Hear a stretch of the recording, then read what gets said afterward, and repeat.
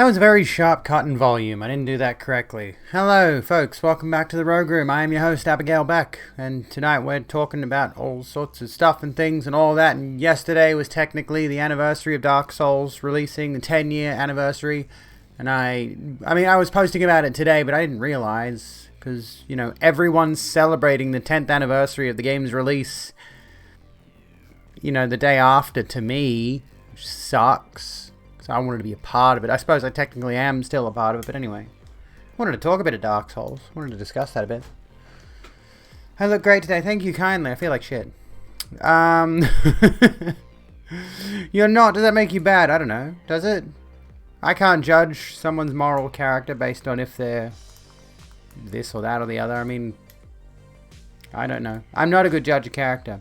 Hello, Fox. How you going? Welcome in, folks. Yeah, I honestly have not got much planned for the night because today has been fucking busy. Today has been fucking busy, dude. So I haven't really taken a gander around all the news media sites out there in the world. Can you judge someone's character by if they like Dark Souls or not? Yes. You definitely can. If they don't like Dark Souls, they're a little bitch. And you should slap them up the back of the head. Anyway. Hello, Carolyn. How you doing?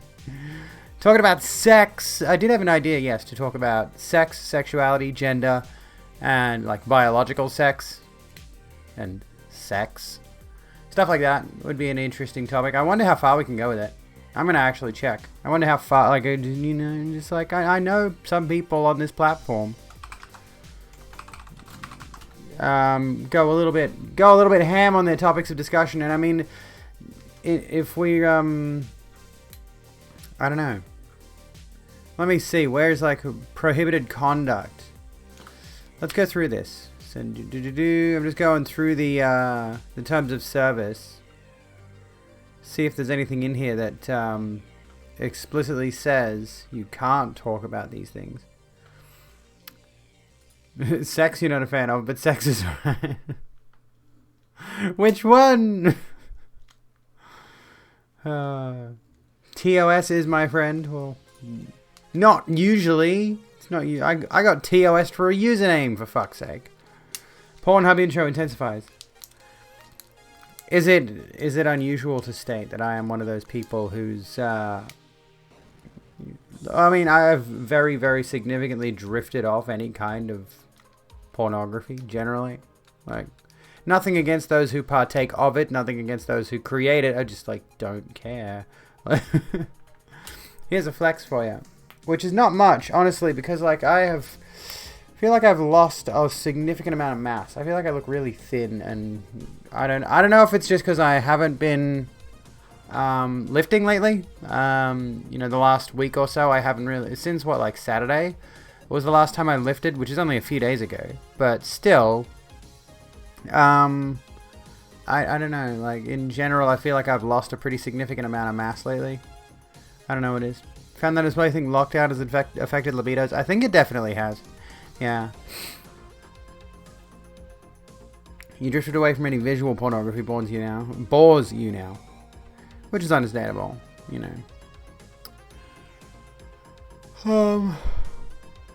You work somewhere where you lift, so you've gained muscle. That's something. That's something at least.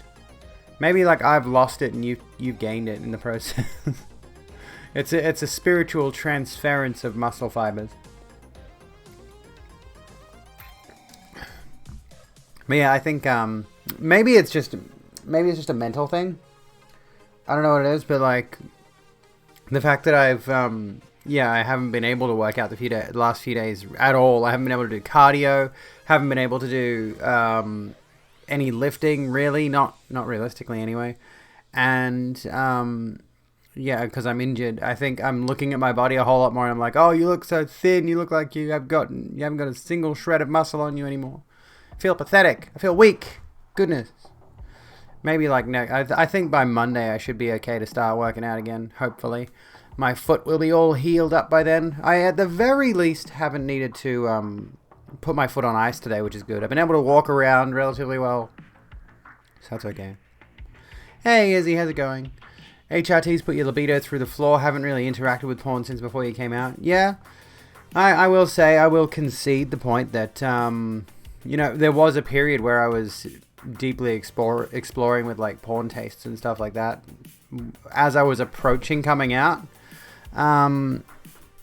which was weird. Like I was going through a very confusing identity time before I came out, and then after I did, libido just stopped.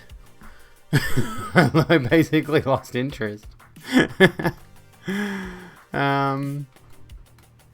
Hang on, there are way more than two genders. Gender, Gendera, Genderino, Genderiakis, Sextus von Genderman, and Genderslav Seksinski. Reflux acting up all this morning, that's not good. You're surprised I want muscle. I mean, I've still got an attachment to working out, honestly. Because like I am one of those ones who definitely tried to gain a ton of muscle mass and tried to become huge and bulky as kind of a coping mechanism, as well as like growing the denial beard and all of those kinds of things before I came out.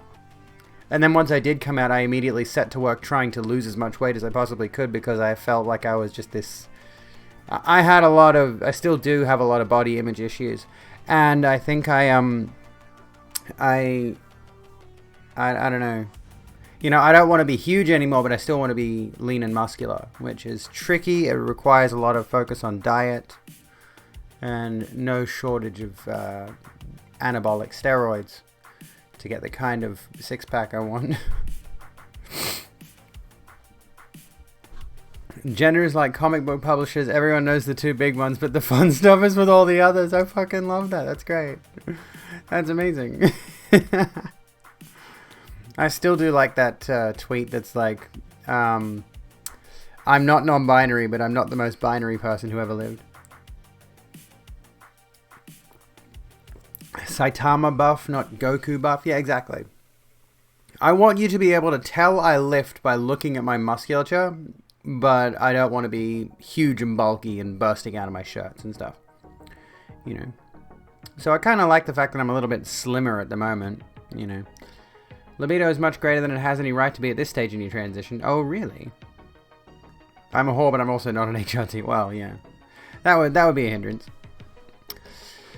Oh, you do exercises for upper body for running and hiking, not lifting weights, though. That's understandable. Most of my workouts these days are cardio. Like I spend about, well, recently I was getting into the habit of spending about an hour and a half on cardio 6 days a week and then doing weightlifting after that.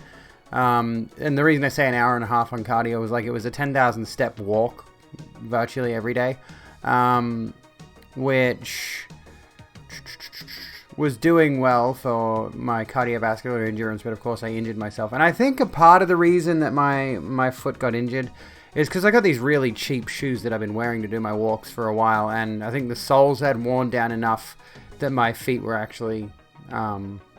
like my feet were not supported properly walking in those shoes, and as a result I ended up pulling something like the orc you shared in Fine Arts, maybe a little bit.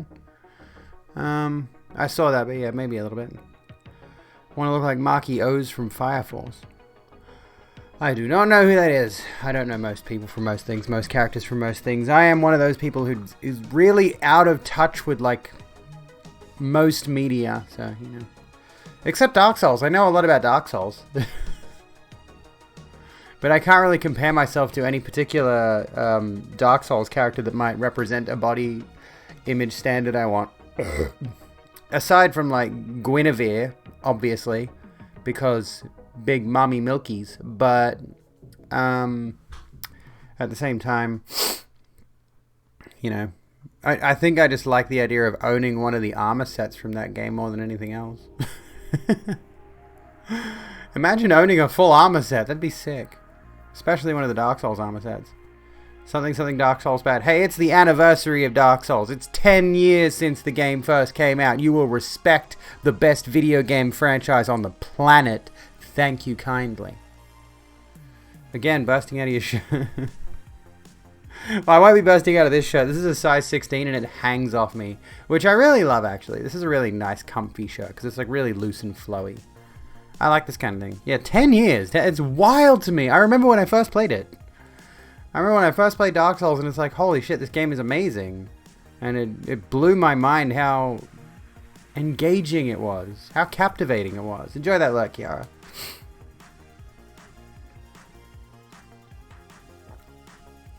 It is very comfy. This is one of the first pieces of like gender affirming clothing I bought. Because, yeah, I wanted something that was... This was one of those like dysphoria clothes kind of things. In the same way most people have got like a dysphoria hoodie or something like that. Or would wear like big oversized clothes to cover up their body shape. Like, this became that for me because, you know, it's pretty... Yeah. Sort of does the job. It did the job back then too. So, yeah, and it's just nowadays it's more of like a t-shirt dress kind of dealio, which is, I like that. I like that a lot. Need one of those. This was just from Kmart. You could probably find something similar. And I mean, realistically, Well, this is one of those shirts that has like the actual neckline is something like, it's just a wide neckline t-shirt basically, but I wear it off one shoulder because I like the way that looks. Dropped a pic in Misc Media, I'll have a look. Have I watched speedruns of Dark Souls? I participated in them. I was a speedrunner for a bit. Sort of. Oh, here we go. That's a vibe. Yeah, I mean, I can dig it. Yeah. Which is like, not dissimilar, you know. But, you know, I think I need more leanness, less body fat percentage, and I need to get back into actually lifting. Speaking of Dark Souls, you saw this incredible tweet. I don't need the Twitch terms of service up anymore. Oh, fuck, yes. Holy crap. Holy crap. That's awesome. Holy shit, dude. Yes. Oh my god. I need this Firelink armor helmet. It's got lights in it. It lights up. Oh, this looks so good. Holy, I'm envious. I am envious of whoever it is that might own that. Where was I? Okay, so are we just gonna continue on the Dark Souls train of thought, or fitness or whatever, you know? Since my pull-up bar turned out to be a waste of money. Why did it turn out to be a waste of money? Did you tell us that? But that's a good idea, you know. Repurposing it as weights by weighing some small bags. Yeah, that's a good idea. What happened with it? I thought it was supposed to be good or something. How do those work? I don't know how those work. I've never tried to use the pull-up bar thing. I don't generally like doing pull-ups anyway. I suck at them. I think my form has just always been incorrect with those, and as a result, most of the time I end up like hurting myself. I did do a couple of SL1 runs. I never finished it though. I found the SL1 run kind of boring. However, it is interesting because Pyromancy doesn't technically require you to level up any stats. It's only leveling up the Pyromancy Flame. It means you can become pretty significantly powerful as an SL1 character. But I remember distinctly watching Lobrocop doing a couple of... he was doing a full playthrough SL1 run of Dark Souls. And I distinctly remember the time he was fighting Manus, and... you know, he'd get to Manus, he'd drop in. I think he was using the red Tearstone ring, maybe, so he would have to get his health really low. And he's already got really low HP in the first place. And the whole point, of course, was to basically Glass Cannon SL1. And I've done a Glass Cannon Sorcerer build before, which is really fun. But, yeah, like, it was the first time he'd ever... what was it? It was the first time I'd ever been able to raid his channel because he was live after I'd finished streaming, and he's in the US, right? So time zones are completely different.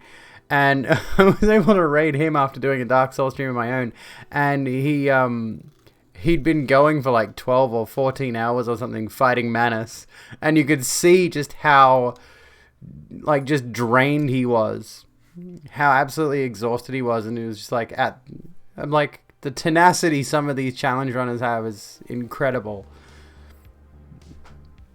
I'm not even sure if Lobrocop considers himself a challenge runner, but at the very least, he put himself through the SL1 run, through all the DLC, Glass Cannon and all, and it was insane.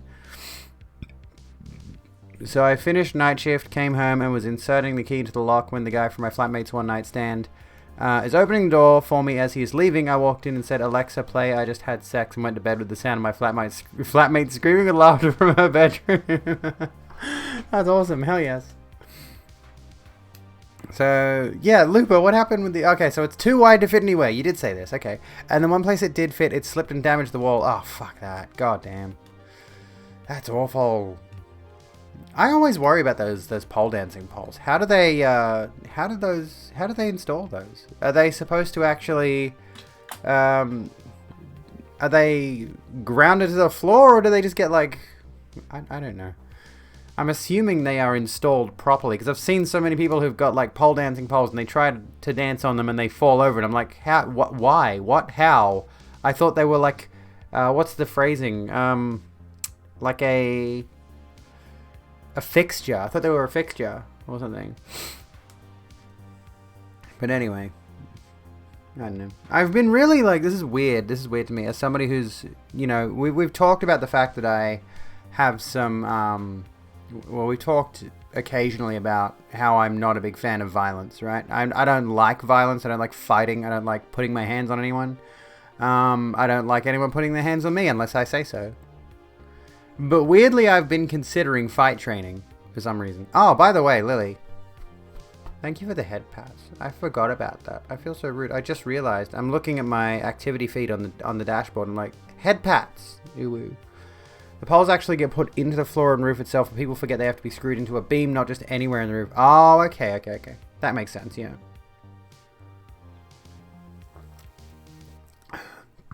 Let professionals install things in your house, okay? That's better for you and the house and everything. Alright? It's the way you want to do things. Now, I've got to figure out, like, what can we look at in terms of content tonight, because I haven't actually prepped anything. It's been a busy day, so I was hoping we could, you know, lead the discussion with something, some important topic that we could ramble on about for a while, but, you know, I feel like a bad content creator right at this second, because I haven't prepped. You know, I haven't prepped at all.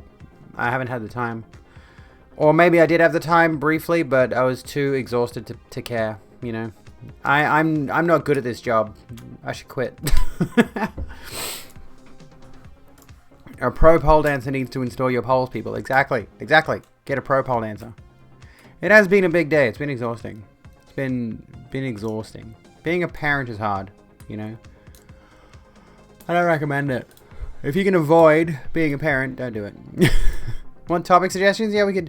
I mean, I did set. Well, the title is "There Are More Than Two Genders," and are they going crazy on the MMA fighters again, or are they just harassing Alana McLaughlin again?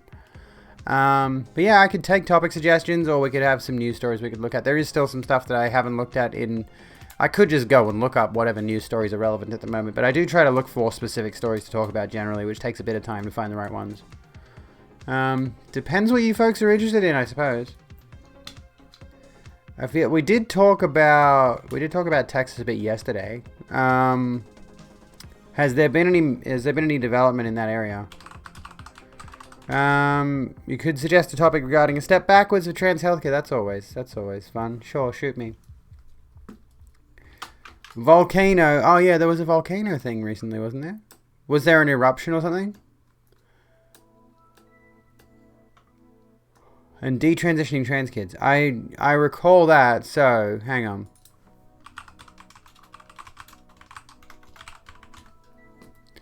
Kiwi. There you go.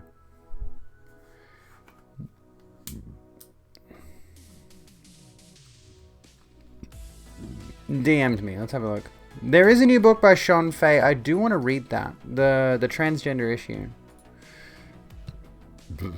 Lupa, thank you for the hugs. I appreciate it. Let's have a look here.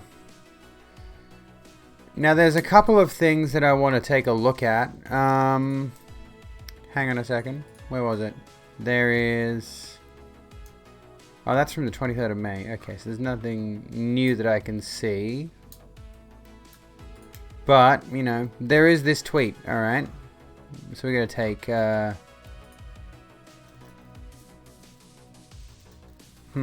Okay, we can take a look at this. You got to take Twitter with a grain of salt, but you know. In a backward step for patient safety, Care Quality Com has changed its trans guidelines. Added, GPs should not be involved in routine blood monitoring of private HRT prescriptions. Removed, GPs should help patients to obtain HRT from properly authorized sources. When we inquired, they didn't give any reason. Page is here. Even if this is about commissioning arrangements, it fundamentally misses the impact on patient safety, overreaches in limiting harm reduction in those forced to self-medicate, and GPs should not prescribe hormone to children, is a transphobic dog whistle. Okay, let's have a look here. So, adult trans care pathway. Stop trying to... I don't want your cookies. Let's have a look at the page here. People, so when assessing GP practices, we look at how a service cares for people with variations of sex characteristics, VSC, trans people age 17 and older and transitioning their gender, non-binary people age 17 and older and transitioning their gender. The General Medical Council has produced guidance on trans care. The guidance advises that if a health problem is unrelated to gender dysphoria or its treatment, GPs and practice staff must assess, provide treatment for, and refer trans and NB patients in the same way as other patients. GP practices have a responsibility to trans and NB people under their care. This is regardless of their personal beliefs. By looking at the care of trans and NB people, we can check how GP practices provide personalized care for people in smaller minority or population groups. There we go. So according to this, GPs should not be involved. So hang on. Should not prescribe hormones for trans children. All right. The USA does have a Virginia. Yeah. I don't own a state. I don't know what kind of expectations you have as me as a small streamer on Twitch. I don't own a lot of land or something. It's certainly not a US state. That's a bit unreasonable, you know. Did that other idiot get banned, or did I just delete their messages and they fucked off? Doesn't seem like they got banned, but whatever. Who cares? Well, that seems like more subtle, you know, beneath the surface transphobia. So what's that? Durham. Where's Durham? I don't know where this is. Care Quality Commission, gov.uk. Oh, so UK, okay. Which is not shocking, you know, if trans healthcare is being, what's it called? If policy around trans healthcare is being changed to restrict trans people's access to healthcare, I'm just not shocked at this point. I think it's near Newcastle. Okay. I think I read /watch stats that pregnancy had regret 10 to 20% of cis women, boob jobs 10%, transgender top or bottom surgeries 0.5% or something like that. A lot of people regret just because of complications. Think before you children, people. Too many deparenting going on. Yeah, that's the thing too. Hey, it's like, and that's never considered. And okay, let's go down this train of thought, if we can. There are a lot of people, and there is an article here about the Wire creator David Simon will pull upcoming HBO series from Texas over abortion law. I do want to talk about a certain narrative regarding abortion, which always, well, it tends to come up every so often. I won't say always, but it tends to come up when this discussion is being had. And it feels like it's one of those arguments that's often overlooked with everything else that is going on in the discussion. Every other opinion, you know, generally speaking, the opinions of white cis-het Christian males. But one viewpoint on the part of anti-abortion, generally conservative Christian women that is brought to the forefront, especially. Your sub is gone. Oh, maybe yours is the sub that... yeah, it was. My subs were at 150 before we started, and now they're at 149. Maybe that was the. Maybe yours was the one. Yeah, what was I going to say? Let me think for a second. The thing that always comes up, like we know what kind of arguments the men are going to say. I'm just going to say the men are going to make against abortion. Like, a woman can practice abstinence and she must carry the fetus to term because it has a heartbeat and all this other bullshit. All this other controlling birthing people's bodies, but in their eyes, it's women's bodies, right? But the argument on the part of particularly the conservative women in this discussion is always interesting because they especially play up the emotional... Why would you want to forego this absolute lovely blessing of childbirth and raising a kid thing, right? Hey, Lupa, thank you for gifting us up to Necro. You didn't have to do that. I appreciate that. But yeah, like the thing that always, the thing that's it's not an uncommon rhetoric in the abortion discussion, but it is one that seems to be overlooked when there's, you know, so much else going on. And yeah, it's this viewpoint of like, oh my god, why would any woman deny themselves the blessing of childbirth? Completely ignoring the fact that there are so many people out there who have been forced into a pregnancy that is, like we mentioned the story yesterday, pregnancies that have left them disabled or young kids, you know, people who are like just breaching puberty, who have been sexually assaulted and then got pregnant as a result of that and were forced to carry the pregnancy to term, and all of the other heinous shit. And they treat the only discussion point they want to tackle with regards to abortion is that, you know, adult women should embrace the blessing of having a child, not, you know, and not be in control of their own life. They should just want that more than anything else. It's highly, highly disturbing. Clicked pay and it's like, oops, something went wrong. Are y'all seriously going to start competing to gift subs in my channel? Because I agree. I'm down with that. I'm okay with this. I'm good with this. And that's without even getting into the discussion of, like, you know, obviously the abortion ban also affects trans men and non-binary people who can have babies. Not to mention cis women who have health issues that prevent them from having children. Do they deserve equal condemnation and shaming? Often they do. That's the thing. Often those same people face the same sort of condemnation, or they are treated as though they are not women, or they are not whoever they say they are, by virtue of the fact that they... Kind. Oh, Zara, thank you for gifting us up to NBSP. Now we are very close to a hype train. Fucking poggers. Partner originally wanted 2 kids, now she only wants 1. Yeah, like, and that's always a difficult discussion to have when it comes to, like, relationships. What if one party wants kids? What if one doesn't? But, you know. Or, hey guys, you don't want to knock up your girlfriend or have to have her go through the choice of maybe getting an abortion, date a trans woman. That would solve the issue. Oh, fuck. That would definitely resolve certain things. But yeah, it's honestly unsettling that the people who are... Oh my goodness, okay. There we go. Fox, thank you for gifting us up to Haley. You entire legend. And now we got a hype train going. Now we got a hype train going, done it? Yeah, we do. Do you reckon we can put some lights on? Let's put some hype lights on. Crank it, baby. We got a hype train. We got a hype train. I don't know how to hype train. I have no idea how to hype train. How do you hype people up? Well, that'll work. That'll do it. On you. That'll do the job. Thank you, Looper, for the 500 bits. Holy shit. Hype train, mate. Hype train. Hype train. Can we get some hype trains in chip meat? That sounded dumb. That sounded stupid. Shit.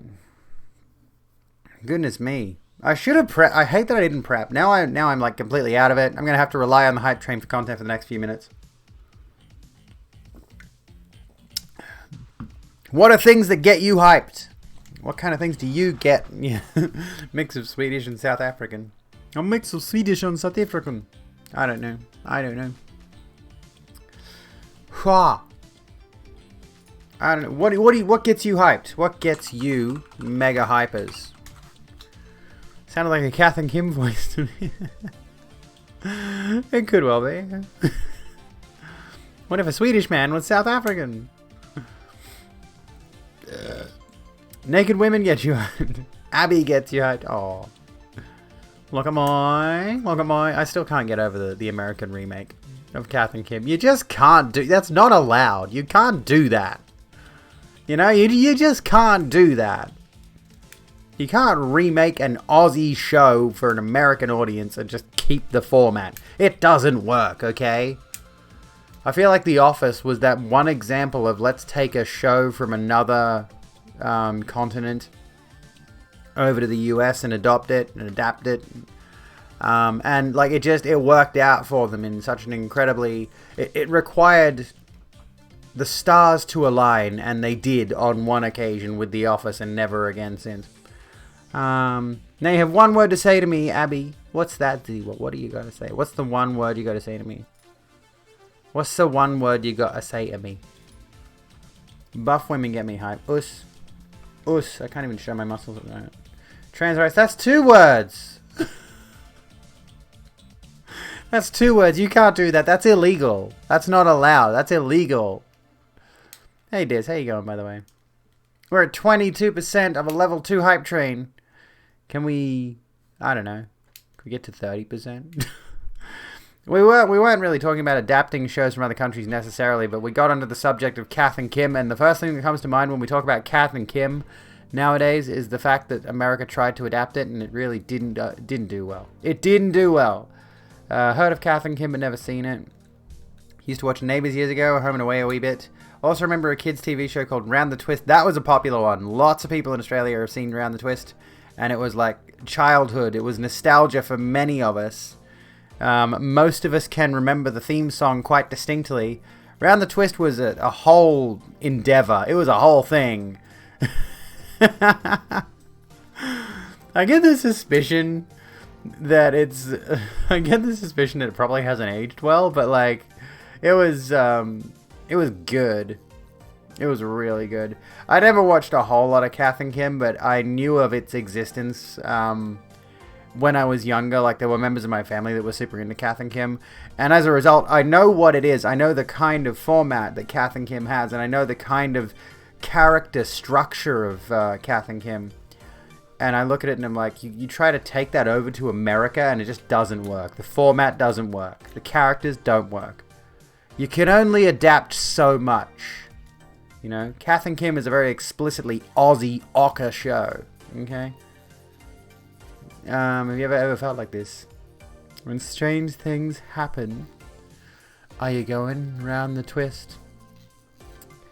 Yeah, I don't think anybody can forget that theme song. It's just ingrained in our social consciousness as Australians. We have a moral compulsion to remember that. It's more important to us than the second verse of the Australian anthem. The Australian National Anthem. No one remembers the second verse of the Australian National Anthem. Most people can remember all the lyrics to the Round the Twist theme song. Basically, Meet the Bogans. Kath and Kim is basically Australia's answer to the Beverly Hillbillies. That might be a good way to do it.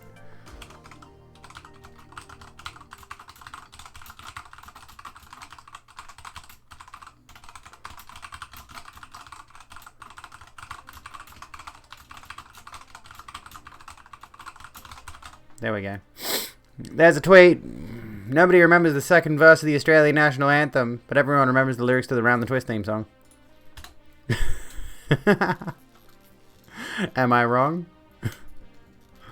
Oh, we got 6 seconds. The hype train's gonna run out. The hype train is gonna run out. There it goes. There we go. Total of 3 subs and 500 bits. Thank you so much, folks. You're all legends. We got a level 1 emote. Ooh.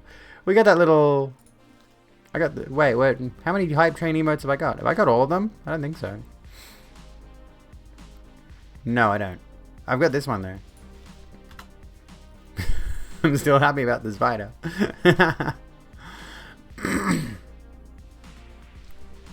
What are these Hindsight 2020 emotes? Or Stream with Pride, Hindsight 2020, and then just some unlocked ones. I'm just going to share some pride flags, because pride flags are always poggers. Pride flags are always poggers. Those are the only 3 I've got. Are there any more of those specific pride flag emotes, or are they... Is that it? There we go. So sad you missed those. They're pretty cool. They are pretty cool. Let me turn my lights back to normal now. Back to bisexual lighting. I feel like I'm appropriating bisexual culture by adopting their lighting, but I don't care. Was an adaptation. Oh, the show Humans was a good adaptation. I have not heard of the show Humans. The name is kind of vague, so you know. Bisexual lighting for Bisexual Visibility Day. Wasn't it week? I thought it was Bisexual Visibility Week. I don't know. I can't keep up with all this stuff. There's too much going on.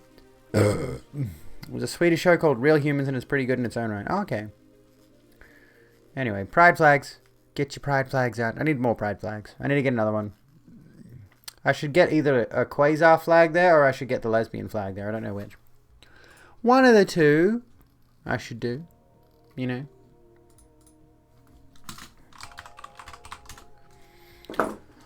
Oh, I had some thoughts about, like, I had some thoughts, yeah, Ladolabine. Need to hang your trans and lesbian flags out? Yeah, do it. Do it. If I have a movie night, I should watch Humans. Also, like, is it a movie, is it? I am honestly, I'm not sure how you would do a movie night or whatever in Discord or what have you. Still gotta buy your trans and pan pins for your uni backpack. I did say talk about sexuality was on the cards because I have some interesting thoughts about this. And I posed this thought in a tweet a little while back that was like, oh, so it is a TV show. Okay. I don't really do movie nights or TV show nights or anything like that. I feel like it'd be too complicated to set up. And I'm lazy. But I do remember posing this on Twitter where it was like, what was it called? I posed the thought that we call it a sexuality, right? And a lot of people, it seems like, have taken this viewpoint that because it's your sexuality, it is that you are specifically sexually attracted to somebody's physiology, basically. Essentially, like, biological essentialism, right? It seems to be there's a number of those LGB types. You know, when I say LGB types, you know what I mean, like the ones who think the T's don't count. I've seen this argument a few times, especially with regards to lesbians, like with regards to trans women calling themselves lesbians. And then you've got this specific group of lesbians who are like, lesbians have vaginas! And I'm just thinking to myself, and I've thought to myself, and I'm sure many other people have had this viewpoint as well, but at the same time, don't get me wrong, I have certainly met specific people who are all about the genitalia their partner has. Like, is it just me, or is it more that we are attracted to a person we're attracted to, rather than what's in their pants? Like, you can't, most of the time, generally speaking, you're not going to know what someone's got down there until you get into bed with them, you know? So, I can safely say, like, this is, I don't know how this goes, but I've seen, for example, feminine men before that I kind of just, like, yeah, I'm into that. It's a weird, like, I think there are a lot of people out there who are afraid of admitting they're specifically attracted to either femininity or masculinity. They're attracted to how a person presents specifically than they are what's in their pants. But because society conditions us to specifically seek out a partner based on, like, strict categorizations, and the reality of the world is things are not strict. Things are very messy. Personally, I'm attracted to niceness. I think it's really sexy when someone is nice. And yeah, that's the thing too. You know, gold star lesbians. I don't want to sleep with a trans because I don't like their penis. Me, good for you. I don't like my penis either. Why do you think I want GRS? And that's another thing, is like it becomes that issue of even if you get GRS, even if you're completely passing, and even if you're fully transitioned, or whatever kind of terminology they want to use, and you are 100% of the way stealth in an area where there's no one in their right mind would be able to clock you or anything like that. If,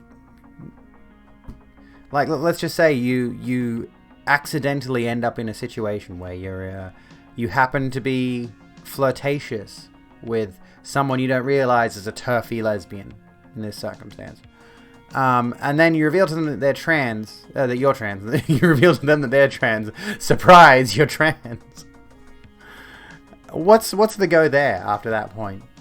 This is the thing. It's like, or like this could apply to just a man being attracted to a trans woman, for example, who doesn't realize, and then you reveal that your transness, and all of a sudden their attitude changes.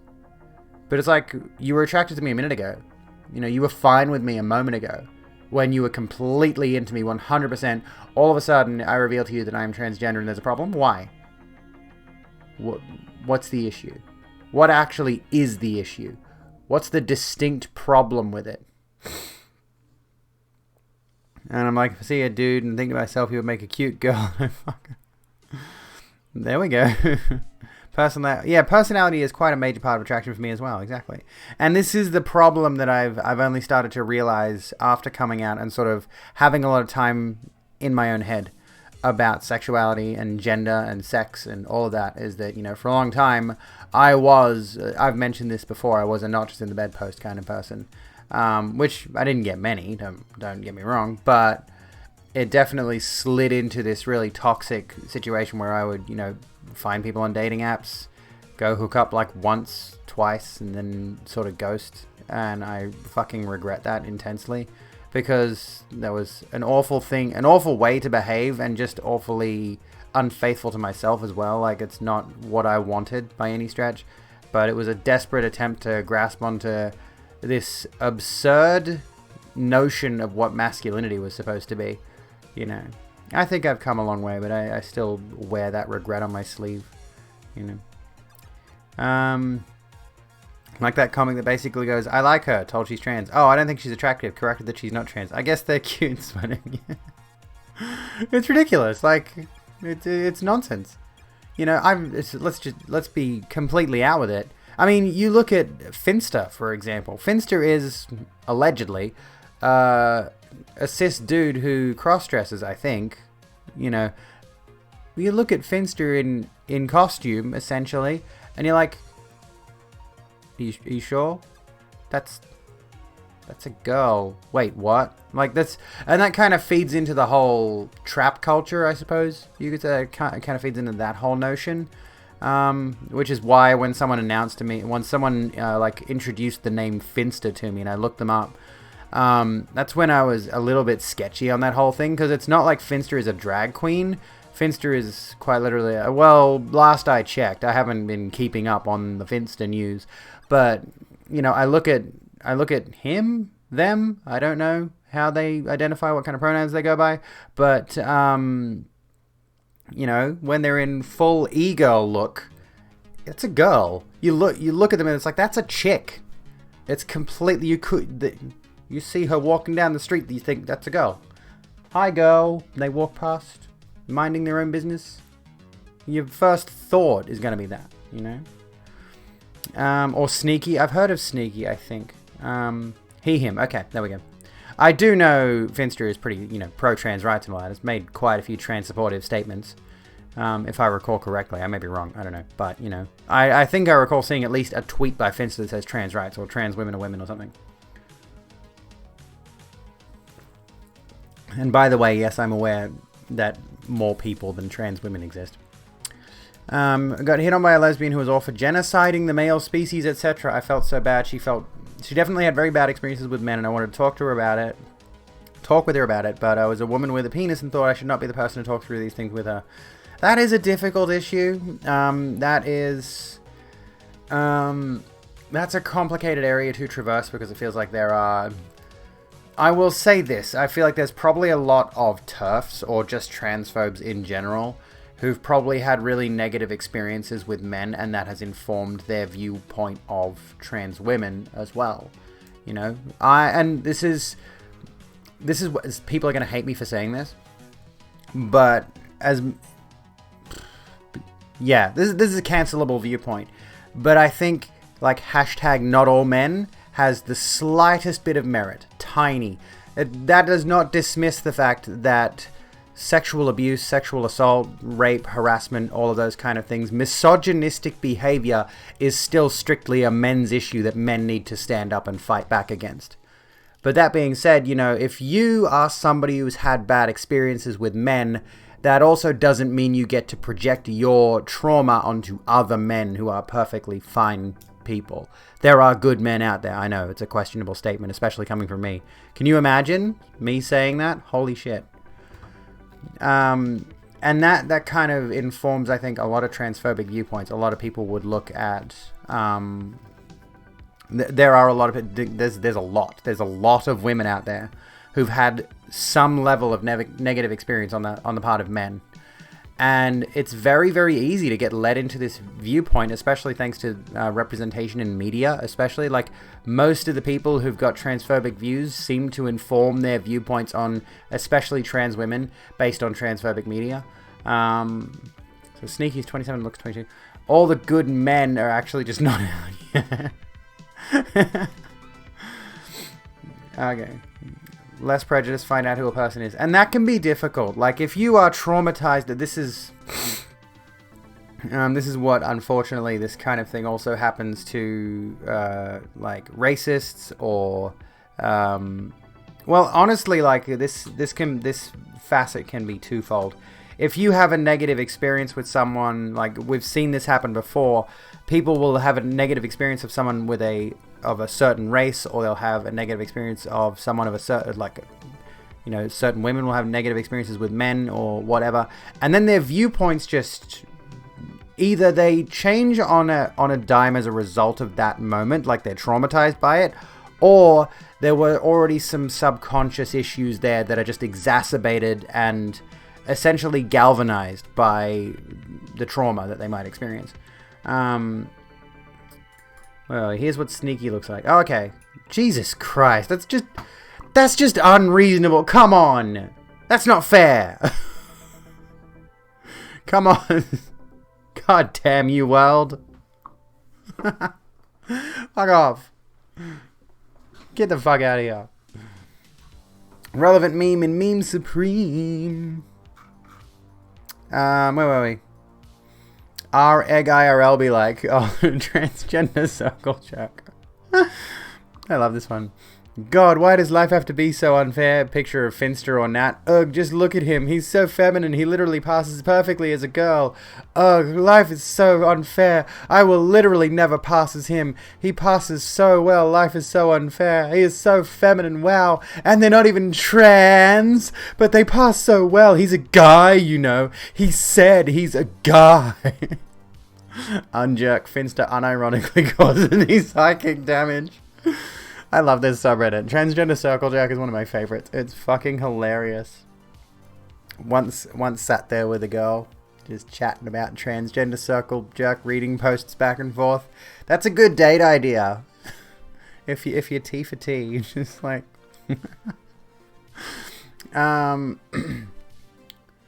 face when the... Is it that face when or that feel when? I don't know. Shuts down me posting a pic of a sneaky cosplay for being too sexy. I hate that so much, but to protect the Discord server, yeah, I have to leave it in like PG mode or whatever. My racing mini RC car and accidentally does a drift fast. Okay. Relevant to the topic at hand. Very relevant.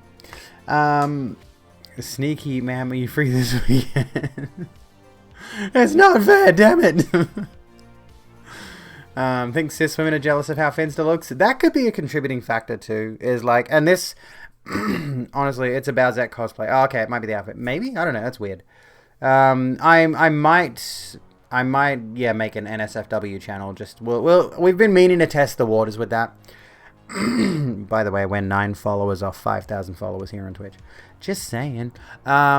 If you're a new viewer here, if you've been recommended the channel, hit that follow button because 5,000 followers means absolutely fuck all. It really doesn't. It means nothing in the grand scheme of things. I've seen people with 5,000 followers who've got like 7 viewers average. So I'm doing better than them. Anyway, moving on. Hello, friends and enemies. I hope you don't have too many enemies in here. Another Discord to post my titties in. Yeah, DM it to me if you want, Lupa. I don't mind. I'll look into setting up an NSFW section of the server later on. Because, you know, this is an 18 plus stream. It is an 18 plus community, so, you know. Finster has a laser hair removal donation goal. I mean, to be fair, like, this shit fucking sucks to deal with. You know, I won't lie. For a very long time, contemplated getting laser hair removal when I was still heavily convinced I was a dude. And then I ended up getting a beard anyway, but, you know. Hey, Phage, how's it going? Sending love from London. Thank you, kitty cat. I hope London is treating you well. Need to finish your electro? Yeah. I would love to get electrolysis if I could. Full body electrolysis, but the price on that bitch, holy shit. That ain't gonna happen anytime in my lifetime. But anyway, I want to come back to what Common Enemy said a moment ago. Well, there we go. Hey, friends and enemies. There's at least one. We got Common Enemy in there in chat. I want to come back to this whole, I think cis women are jealous of how Finster looks. I'm gonna throw this out there. I follow quite a few trans gals on Twitter.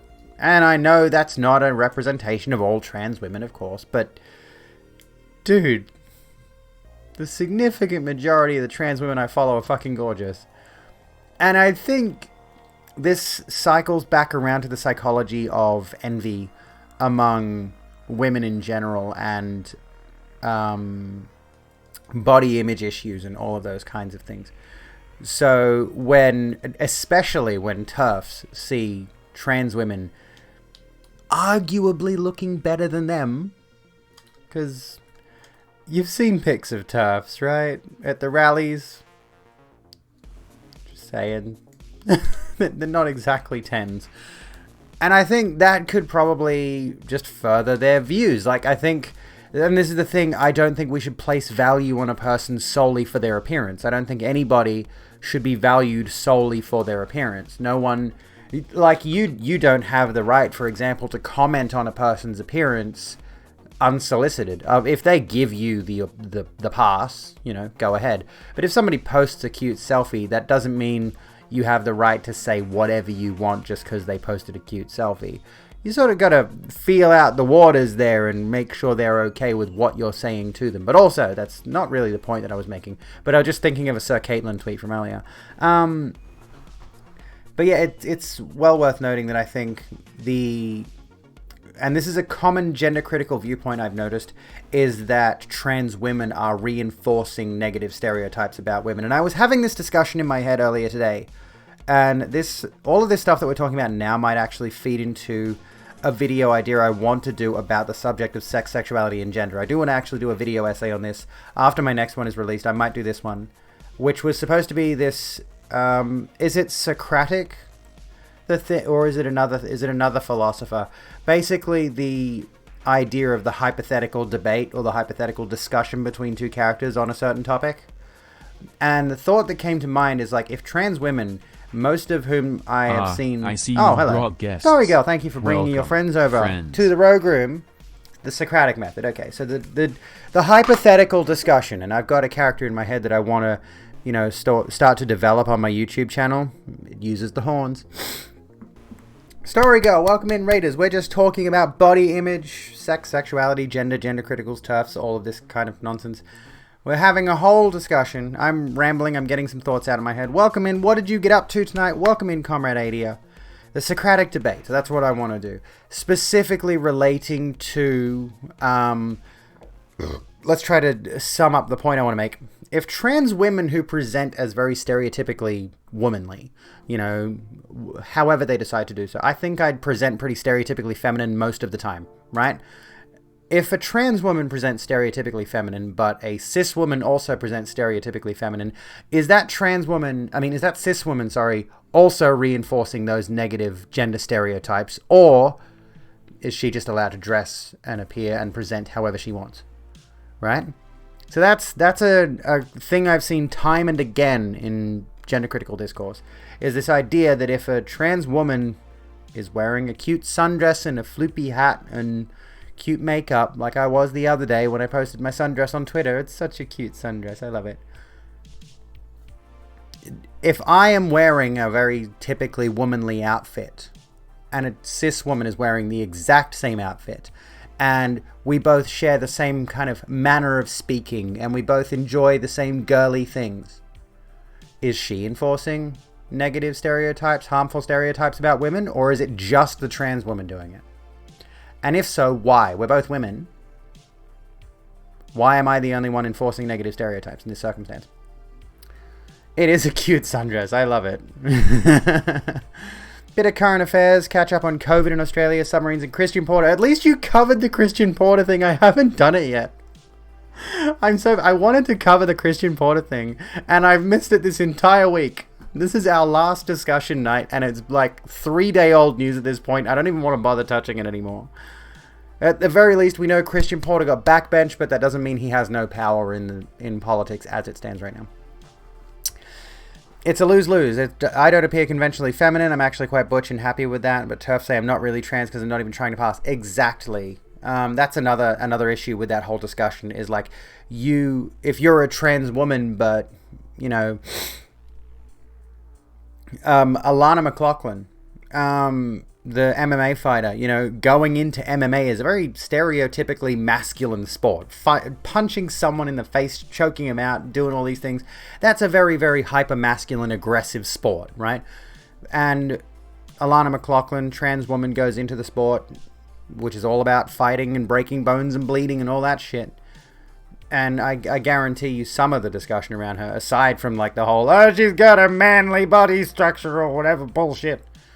You know, I guarantee some of the discussion is like, well, that's not a very feminine thing to do, being in a fighting sport, but what do you want to do, play golf? What's a feminine sport? Golf is the first thing that came to mind, and that's a very, very male sport too.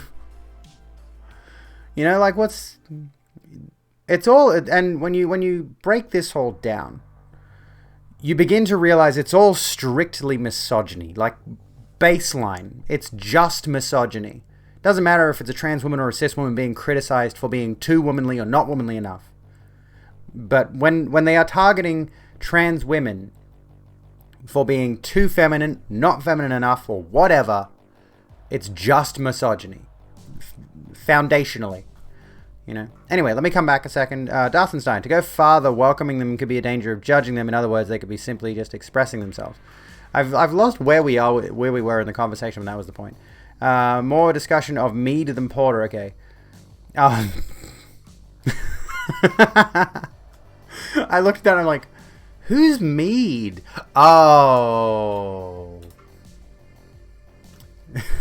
Badminton? I haven't tried badminton, but I think I'd enjoy it. Synchronized swimming. Thank you for continuing your membership. Thank you for the tier 1, you entire fucking legend, you. Hell yes. How you doing? Love your face. It's a very radical idea, but what people wear, medically and sociologically, morally speaking, none of your fucking business, turf cunts. Exactly. Exactly. And this reminds me of the man, right? Let's clarify. The man in this circumstance is a man. He's a very, very manly man. He had a full shaven head, a thick, full beard, right? And this manly butch man, and he had like big biceps and tough, strong legs. You know, this was a dude, this was a bloke, right? And he would routinely get around in like skirts, stockings, high heels, women's blouses, the whole shebang. He's a bloke, he's a man. A man wearing what is stereotypically referred to as women's clothes. And he looked good, he pulled it off. Holy shit, it was his regular like workwear, everything. You know? I can't remember, like the man wearing women's clothes. And it just paints the picture of how ridiculously gendered everything is. There's no reason for things to be as strictly gendered as they are. I get self-conscious some days if I'm wearing like a t-shirt and jeans and sneakers. And I'm like, that's just comfy, that's just cozy. I can put on t-shirt, jeans and sneakers, go to the shops or go for my walk or whatever, and I'm not really like... It's just a comfy outfit. It's not... It shouldn't be specifically gendered, but that outfit looks male, looks masculine, no matter who's wearing it. You know, it's dumb, it's nonsense. But we have been socially conditioned to believe that this is what's weird, is that the t-shirt, jeans, sneakers combo is generally referred to as a gender-neutral outfit. Like, a lot of people I have noticed talk about this as though, you know, if you're wearing that outfit... Basically this outfit, like, I mean, not exactly, this is still a girly top, but, you know, I'm wearing jeggings, which are, like, you know, grey denim. I'm wearing fluffy socks. Do you like my fluffy socks? They're cute, hey. But, you know, if you're on 69 viewers, nice. No, I shouldn't be looking at that. If you're wearing that outfit, though, it's still, you know, the origin of that outfit, the t-shirt or a polo shirt, t-shirt, jeans, sneakers, cap. Those are stereotypically masculine clothes, right? They are male clothes. And if a woman wears them, here's the thing, they're gender neutral or she's maybe a little bit androgynous. But generally speaking, if you see a woman in a t-shirt, jeans, and sneakers, you don't think twice about it, right? You see a man in a blouse, a skirt, and high heels, you think about it. Right? That your mind immediately goes, hang on a minute. Why? There's no reason for it. Skirts are great, by the way. Why are skirts? You know what people born with a penis would benefit far more from skirts than people born without a penis. You know how uncomfortable, like, tight pants are? When you got just a massive monster hog, like, it's...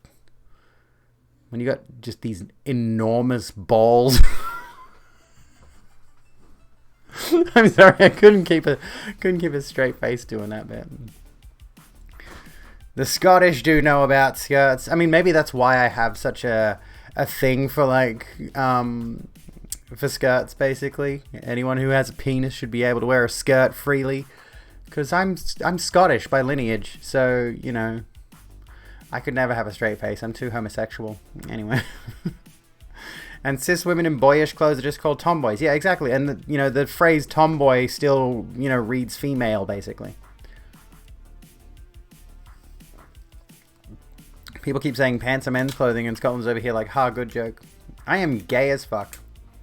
I'll tell you what, though. I don't want a kilt, personally, as a woman, but I do want to get... There's like a traditional Scottish female attire.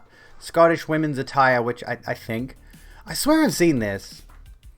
That comes in a tartan. And I'd really like to get my hands on one. I'd like to get my family tartan in a dress. I see you've Laura brought Blake, guests. hello. Welcome, hello, friends. Let's turn the raid lights back on. Why not? Hello, friends. We're talking about gender norms in clothing at the moment. How you going? Welcome to the Rogue Room. My name is Abigail Beck. This is a place of learning, warmth, acceptance, etc. Something or other. I don't know. Sometimes we talk politics, but right now we're talking gender, which is basically politics, I suppose. How'd your stream go? Tell us all about it. What'd you get up to tonight? Now you want to wear your tartan dress again. Ooh, yeah. Oh, yeah. You got a tartan dress. I thought you meant a different one. It was great. I'm glad to hear it. See it hanging up and you look good in it. That's a good vibe, isn't it? It's a good vibe when you got those. I mean, this is why like most of my wardrobe is stuff that I'm like, ooh, I look cute in this. You want a kilt with your clan tartan, complete with sporran and sash, specifically for the day I get married. That'd be awesome. Lots of talking gender norms over our stream, so continued learning. Nice. Scrotal, that's for you. Hello, Scroats. How you going? Unfortunately, you've got to run. That's okay. Have a bloody good one. Thank you so kindly for swinging by and bringing all your lovely friends over here. I appreciate it so much. Now, what about trans people and the gynae? What's that? I'd need some clarification on that one. Also, I feel really bad that I got asked the question, what are my thoughts on socialism last night? And my head was a fuck. Okay, we're not talking about socialism right now. Gynecologist. Oh, that's an interesting one. Yeah, that's an interesting one. I am not informed enough on that discussion either to make a judgment call. But I suppose, if a trans woman has had GRS, GCS, SRS, whatever you want to call it, if a trans woman's got a vagina, chances are she's going to need to go to a gynecologist for various reasons. But anyway, fan fucking will get you into a lot of trouble. I can't believe, I completely blanked on, my definition of socialism. How do you define socialism? And yeah, we're not talking socialism today. We're not really talking socialism, but, I've had some time to think about it, and a lot of the ideas that I have, and you can correct me if these are socialist or not, and I did sort of clarify them a little bit through the stream last night, but, the major policies I strive for are those that just allow people to exist in society without feeling as though they are a burden or a drain, or they should be punished for simply existing in certain circumstances. So the majority of the things that I am pro are stuff like socialized medical care, universal health care, socialized housing policies, workplace democracy, and there's more in there. And I think I've clarified in the past that I am far more in favor of referendum-based policies than voting for political parties, which is really just a wild, fantastical concept. But if we're gonna have a classed society that has some degree of similarity to the governance we have now, I would rather vote on referendums than people. But I just wanted to get that out of the way for some reason. It's been bugging me that, last night, what's your definition of socialism? And I completely fucking dropped the ball right into a pit of acid. So anyway, in the sense of fans of celebrity, but I guess in the other sense, it's a quick and dirty way to gender reassign. Oh God, I've heard stories of people trying their best to, direct democracy. That's what I'm looking for. That's the phrase I'm looking for. Yeah, what was I going to say? I've heard horrifying tales of people either attempting home GRS or asking the question, can I make my own vagina? Don't. Please don't. Don't. You can't. You could not. Don't. It's a horrifying concept. Like, what? Short skirts and dresses were for men, along with tights and leggings, and men did more exercise roles on average and need to have their genitals at lower temperatures. Women needed to keep things warmer, so longer dresses with socks. And there was totally a lot of overlap as the weather changes, so many different jobs. Yeah, exactly. I mean, that might be like the reason that, pants are as common as they are for men.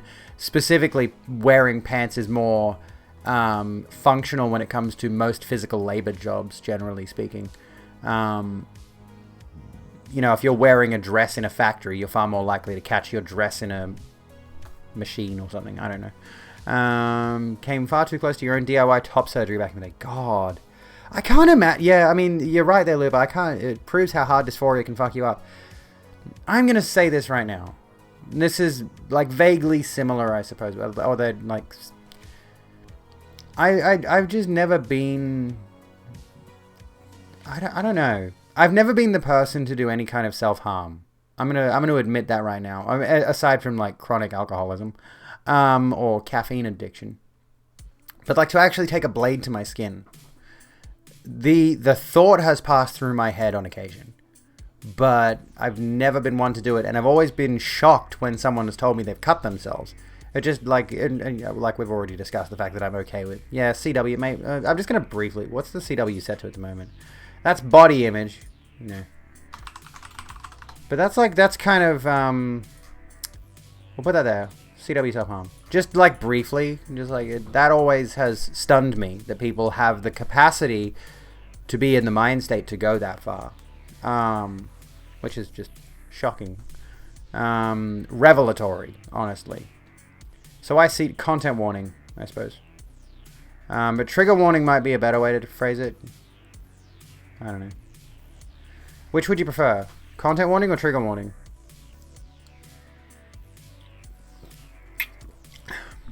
Anyway, it's a horrific way to either kill oneself or live the rest of one's life in pure agony. Yeah, that would be the thing. I mean, this is also, like, that's also the reason, though, that I never drank until I was in my late 20s, right? It was this fear of, like, if I start to do this thing... specifically with regards to alcohol, I went down this road of I never want to drink because I fear that... hang on, let me think for a second. I never wanted to drink because I had this unfounded phobia that alcoholism-induced me, drunken me, would be a horrible person. Because I'd been raised into this idea that alcoholism releases all these inhibitions, and for the longest time, still to this day, I deal with really intensive, intrusive thoughts. I hate what my brain does to me. It fucks with me so hard sometimes. And I thought to myself, if I start drinking and I get drunk, I could do some horrific things. I might murder an entire family of 5 while they're watching Seinfeld. Like, do people still watch Seinfeld? This was a long time ago, okay? I got over it, obviously. And I think, that was kind of my main thing with the concept of self-harm, because I've been in some dark places and nearly wanted to harm myself, but I thought, the thought occurred, it's like, what if I do something really awful and then I end up surviving it and I'm left with this awful pain for the rest of my life, or awful whatever. Where are we? Wanted to come in real quick and say hi. Have a good day. Thank you, Echo. Have the bad thoughts on this topic. Gotta go. Rightio, folks. I think we're gonna move past that one now. Anyway, I think we're pretty much. It might be worth setting up a folder of TWCWs in the street. Yeah, blah, blah, blah. Yes, that's a good idea. That's a good idea. I might do that. Because we are gonna move on from this topic now, though. We are gonna be moving on from this. Does them watching Seinfeld make it worse than if they weren't? I mean, I liked Seinfeld at the very least.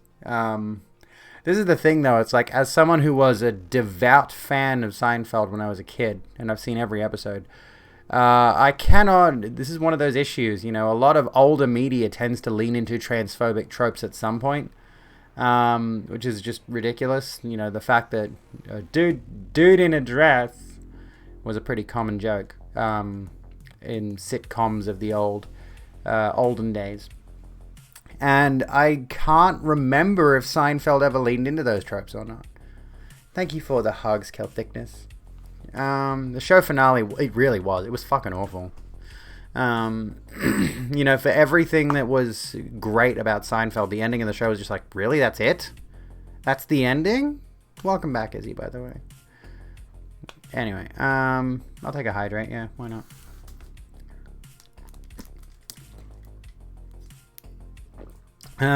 Okay, you're trying to eat tacos and it's 7 a.m. and your fiance is asleep 3 feet from me. Where are you eating? Are you eating tacos in bed? I don't blame you necessarily, but... You're at your PC. Okay. I've never been in that specific predicament. But, you know, well, actually, no, I'm sure I've eaten tacos at my PC before. Now I want tacos. God damn it! I don't have tacos. Son of a bitch. Sounds like a euphemism. Could be. Anyway. What's wrong with eating tacos in bed? Tacos are based food no matter where your corporeal whereabouts. I'm assuming you mean corporeal and not corporal whereabouts. Anyone want to eat tacos in bed with me? Have you read Hegelian philosophy or are you sane? Hang on.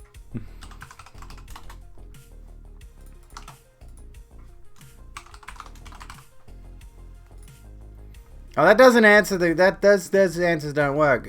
Yes, have you read it or nah, I'm sane. There we go. That just like fill in the blanks. Did I see what you wrote earlier? Let me check. Hang on, I've got this really cool feature I can do, Lictar, which is I can go user Lictar, and then I can check your messages, which is fucking fine and dandy. I love this thing. So you were watching an Australian complain about the government's authoritarian policies and was like, yeah, the government has seemed pretty shit lately. And then they said the line, I thought only stupid Republicans say, my body, my choice. Can we talk about how choosing not to get a vaccine affects other people and how pregnancy isn't contagious? Yes, we can have that discussion if you would like to. I am down with that. Who's down to talk vaccines and bodily autonomy and all that? Because here's the thing, as a transgender, as one of the transgenders, right? The very same people, it seems, let's just put it this way. I use the Shinigami extension, Shinigami Eyes extension on Firefox, and it's also available on Chrome. And what that extension does is it highlights people who are transphobic on social media with red usernames and people who are trans-friendly with green usernames. So I've noticed there tends to be a lot of people out there who have red usernames who seem to be arguing the point of my body, my choice when it comes to vaccines. These people with red usernames are surprisingly, you know, like I mentioned before, they're transphobic. So you go through their post history and you find out that they're very, very anti-trans medical care and they don't think people should transition and they don't think teenagers should be allowed puberty blockers. And why does the bodily autonomy extend to you when you want to, and of course these very same people are anti-abortion, generally speaking. Why is it that you're in favor of bodily autonomy when it comes to a vaccine that could literally save the lives of other people, not just your dumb self? But you're not in favor of people pursuing medical care that literally only affects themselves and is not going to harm anyone. If I transition, which I am doing, I'm not transing anyone else. If a woman decides to, if a person with a womb is pregnant and decides to go and terminate that abortion, the only person affected is the person carrying the pregnancy. I hate to break it to you as bluntly as humanly possible. That parasite inside the womb is not a human until it can exist outside of it. Okay? At 6 weeks, if that child was birthed, it would fucking die. Okay? That's not a living creature anyone should have to worry about. It's biological waste. That's my view on it. I hate to be so blunt, but yeah. Anyway. Yeah, they're my body, my choice, and your body, my choice. Exactly. My Insta post. Wait, what did I post? It wasn't too. Yeah, I'm trans. Shockingly, I know. Oh, that image. Yeah, I mean, I'm not gonna lie. I'm pretty hot. I'd fuck me. Thank you for the hugs, by the way. Maybe the father too, but this is another part of the discussion. Is like, the father doesn't have to carry. Well, the person who donated the sperm, the person who put the baby in the other person, doesn't have to carry the other person to term, right? Doesn't have to give birth at any point, and doesn't have to suffer any of the longer lasting medical consequences of giving birth. Like, for example, there are a lot of people who've given birth who, like, their hips or vaginal canal or whatever, they end up dealing, their spine, end up dealing with persistent medical issues as a result of giving birth in the first place. Some people have a wonderful birth, several in some circumstances, and never have to deal with any aftermath, and never have to deal with any follow-up medical consequences, disabilities, basically, as a result of having birthed a child. There's a flex for you. But, you know, in my personal opinion, with regards to if a body should be shot out of another body, only the person who's actually carrying the fetus should be the one making the decision to terminate it, right? If they want to. If that's in the cards, only the person carrying the fetus should have the decision. And if the person who impregnated the other has an issue with that, that's a personal problem they can resolve on their own. They can either split up or whatever. I don't fucking care. But only the person actually carrying the fetus should have the autonomy to decide whether to terminate or not. You know, that's my personal view on it. You could argue that by not taking the precaution of protecting your body from something that is contagious, like a deadly disease, once you carry it in your body, you can infect others with that disease. Thus, you can impair their bodily autonomy by endangering them with your own presence, because they'd have to take extra precautions just to protect themselves. That way, being an anti-vaxxer is against bodily autonomy. Very good point. Which, yeah, like, we've essentially covered that topic, but yeah, like, you've nailed it on the head, essentially, yes. Transport Tycoon Deluxe. Wait, what? Oh, are they trams? I can't use those emotes because they're like phone emotes or whatever. Oh no. You just ordered alcohol, might need it for this topic, and accidentally got CC Dry. I love CC Dry. Send it to me, I'll take it. Guess it's time to see if HRT has changed your disgust at the taste of ginger. I love CC Dry, it's great. Pregnancy can be major physical trauma with surgeries, etc. Yeah, it can be debilitating. Like, it can really have a significant impact on the quality of life of the person who's given birth. You know, you've had CC once, you think you liked it. It's good. I like it. I like it quite a lot. I usually these days if I get CC Dry, I get the 0 sugar one. I wouldn't mind grabbing a pack of that, but I'm broke at the moment, so I can't. Only issue I had, it happened to me. My spouse at the time wanted to carry to term and then give away for adoption. I was supporting her decision, her body, but I wanted to keep the child. We weren't married, so I wasn't allowed to adopt my own child, which I do think is a bit not cool. Is that a bad take? Yeah, I don't see why you couldn't do an arranged adoption either. But that's unusual. That's interesting. That's a very interesting situation. Honestly, you were not allowed. That's weird, but okay. You just hate the taste of ginger in anything but gingerbread. Ooh. Hence why I said only emotionally affected. Hang on, let me come back. Artificial womb solves everything. Yeah. Well, let's just start doing the Matrix now. Hang on. Don't think you can do gingerbread? Dang it. I want to make gingerbread now. Oh, heck. Now you've put the thought of gingerbread in my head. Fuck. Why'd you do that? You started to like mushroom when you used to dry retch eating it, so... I mean, it might not even necessarily be... might not even necessarily be the HRT. It very well could be. I mean, there's this weird meme of like trans girls liking pickles once they come out. I don't know. Once they do HRT. I've never gotten into pickles. I'm not really fussed. But... you know, tastes can change with any number of different things. And I've noticed quite a few of my tastes have changed. Like, I'm a little bit less hesitant to eat tomato these days, whereas as a kid, and eggs as well. Tomato, eggs, spinach, like loads of things I'd never used to touch as a kid, I'm now totally on board with. And as a teenager, like, I was a very stubborn person with my diet until like my early to mid 20s-ish. Alcoholic gingerbread men. Ooh. You could always just try gingerbread and see if you vibe with it or not, you know. Forced to sign off on the adoption against my will and being bullied and attacked by her and the rest of the family to not fight it. God, that's awful. I'm so sorry. You wanted your baby girl. Oh, you poor thing. Heard one comparison of drink driving and speeding, like not getting vaxxed or mask wearing, you increase the chance of harm most to you, but also may harm others at greatly increased rates. Yeah, exactly. HRT causing you to desire more sodium. Oh, okay. There we go.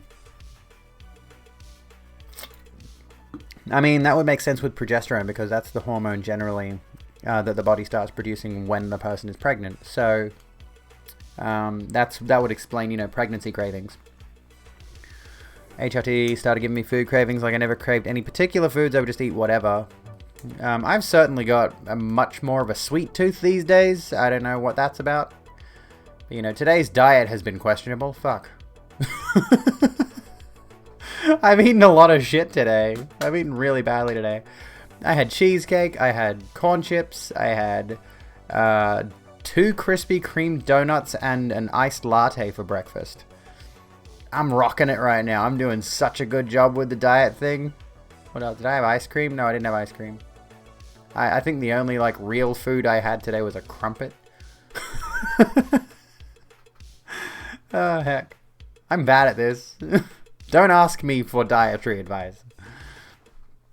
Made a batch of spiced rum gingerbread once, followed by a batch of Fireball whiskey gingerbread. Ooh. Hello, Desmond. How you going? Sandwich with butter and grated cheese today. That sounds badass, honestly. Love a cheese sandwich. Hell yes. Is it toasted? Toasted cheese sandwich. Cheese toasty. Fuck yes. Iced latte. Well, it's Boss Coffee iced latte. So like a little can of iced latte. It was fucking good. I've never tried Boss Coffee's anything other than their black coffee one. But today I got their iced latte because it was the only one the shop had, and it was good. And it was only 52 calories, so not bad. Dinner last night was ice cream with peanut butter after an ice cream sandwich at lunch. Killing it. Remember to quote the Bible to the religious moron anti-vaxxers like Leviticus 13:46. He shall remain unclean all the days during which he has the infection. He is unclean. He shall live alone. His dwelling shall be outside the camp. I guarantee you some of them would use that kind of... Is that one of the passages that the religitards tend to use when it comes to queer people? I just feel like that is one... Like, they would see being gay as a sickness, being trans as a sickness, and they would look at that specific passage and interpret it to mean, listen, the gays, the queers, the transes, they are horrifically sick and they should be cast out. Like, I guarantee you at least one congregation has used that passage in that way. It's about infectious disease. Yeah, but that's the thing, is they see being gay and trans as an infection. These people legitimately believe in rapid onset gender dysphoria.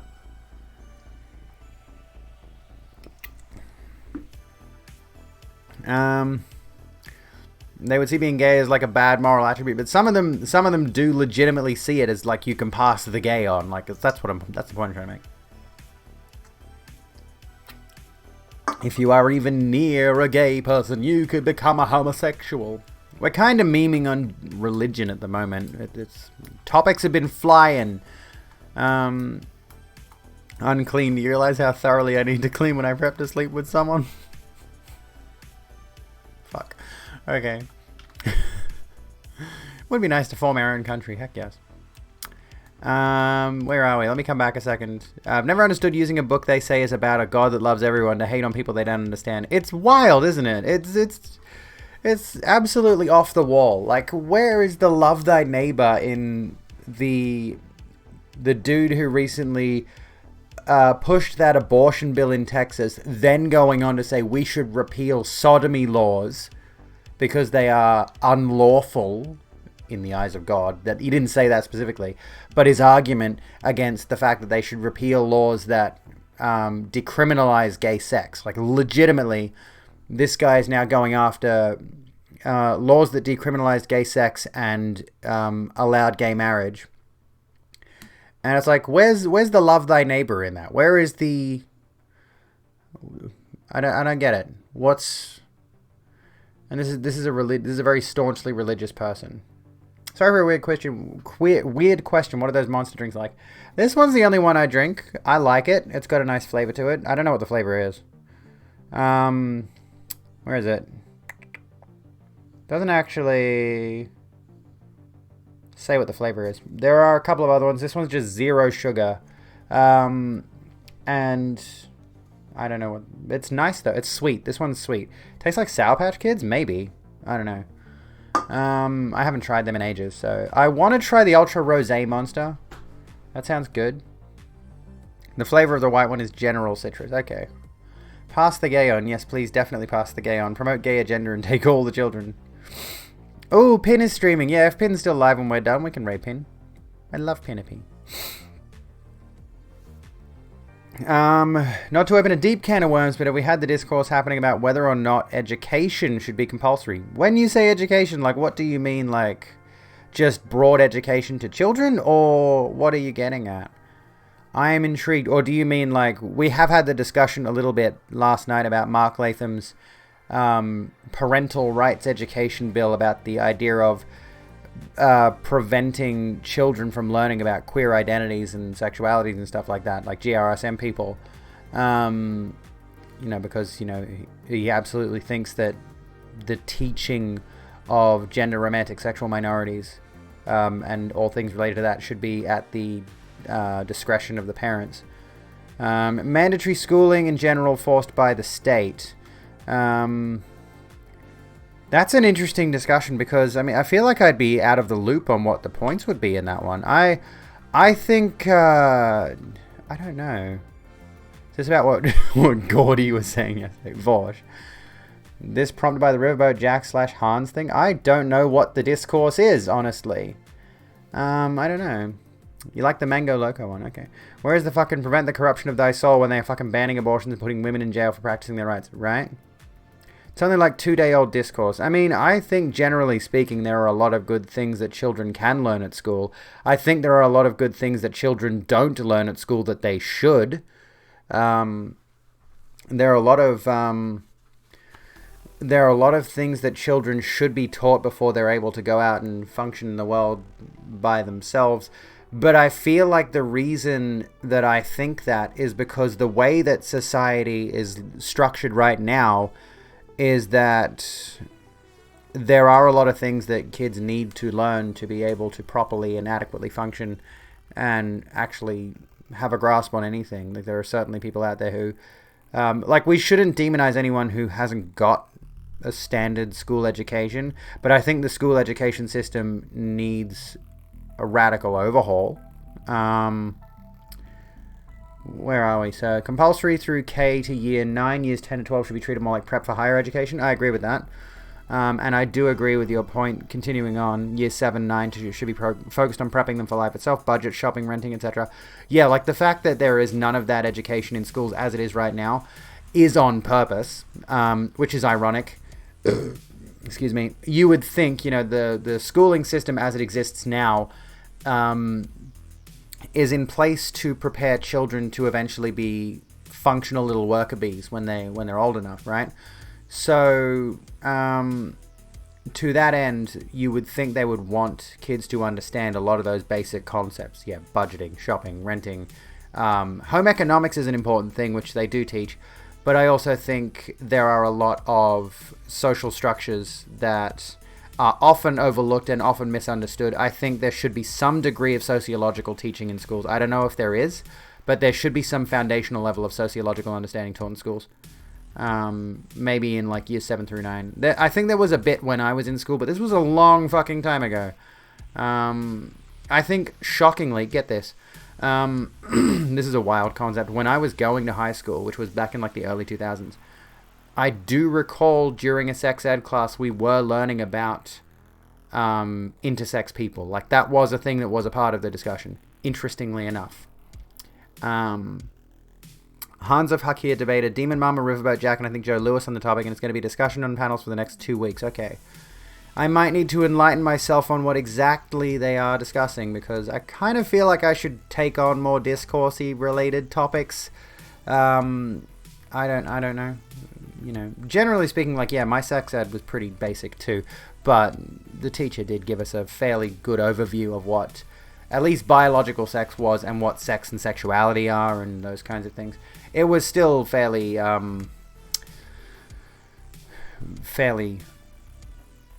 don't know how to... It was basic. Hans was doing bad faith stuff. Does teach them to be good little worker bees. Teaches them to respect authority. Knowing how to lodge a tax return doesn't help you be a good worker bee. Yeah, so I've always been critical of the schooling system as it stands because it lacks the education necessary to prepare kids for being adults, right? It teaches you how to, yeah, like you've mentioned, respect authority. Teaches you how to be a good worker, but it doesn't teach you the things you need to make your life less stressful and allow you to go through life in a more comfortable manner. So yeah, if you know how to file tax returns, if you know, I don't know, maybe they should teach how to change a tire. There's lots of shit that I have had to just stumble through in adulthood to figure out. And like, these are things that honestly comes back to the Mark Latham parental primacy education, parent rights bill, whatever the fuck it's called, where he's trying to basically erase queer kids. You know, there are a lot of those kinds of things, you know, the preparing you for adulthood, preparing you for real life things that are foisted onto the parents who are often so busy in their own life that they don't have the time to teach their kids about these things anymore. They don't have the capacity to do that, and school is the perfect place for those things to happen. But Lady Raincloud, should we let cops beat kids and arrest them and force them to go to school? Fuck no. Absolutely not. School sex ed was a Catholic teacher who just told us if we had sex, we were contaminating our bodies with sin. And I'm just like, bitch, you were caught cheating on your husband a week ago. My sex ed was wait till marriage and girls, you are tape. So this meme sums up the entire discourse. Progressive liberals, sock dems and dem socks trying to improve quality and access of education. Why can't you just be normal? Anarchists trying to abolish school screams. School is good. Okay, Hans of Hakir. I don't know, like, you know, I think the institution has its place, but there are many institutions that we should tear down and replace and remedy those. I think this is what baffled me when I was younger, is that this actually blew my mind because, you know, kids go to school and that's the education experience that they think is just normal. This is how education works everywhere. Every kid goes to school, right? That's the idea that they get taught. And then at school itself, I learned that, say, in Aboriginal circles, the schooling system is significantly different and it's more based on storytelling and all of that kind of thing. And that blew my tiny little primary school brain, you know, to think, you know, people of other cultures have different education. They have different upbringings. That's a thing that should be taught. Meme is tone deaf having a mother tell her neurodivergent child to be normal. I know, right? Sex ed was very good for its time. Luckily, Norway's been fairly open about shit for as long as I've been around. We were taught about homosexuality, STIs, STDs for you Yanks, pregnancy, safe sex. This was in the mid-'80s. That's good.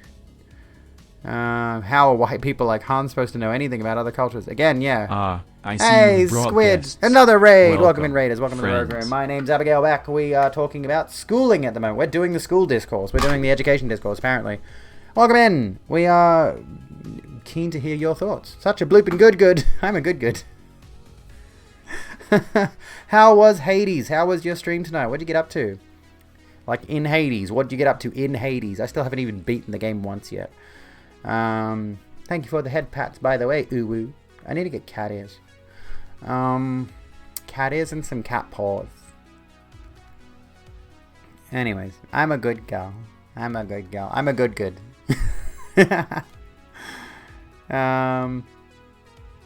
Don't know how schools have changed on this gender topic since the 00s, the 90s. Cat ear headphones, maybe one of these days.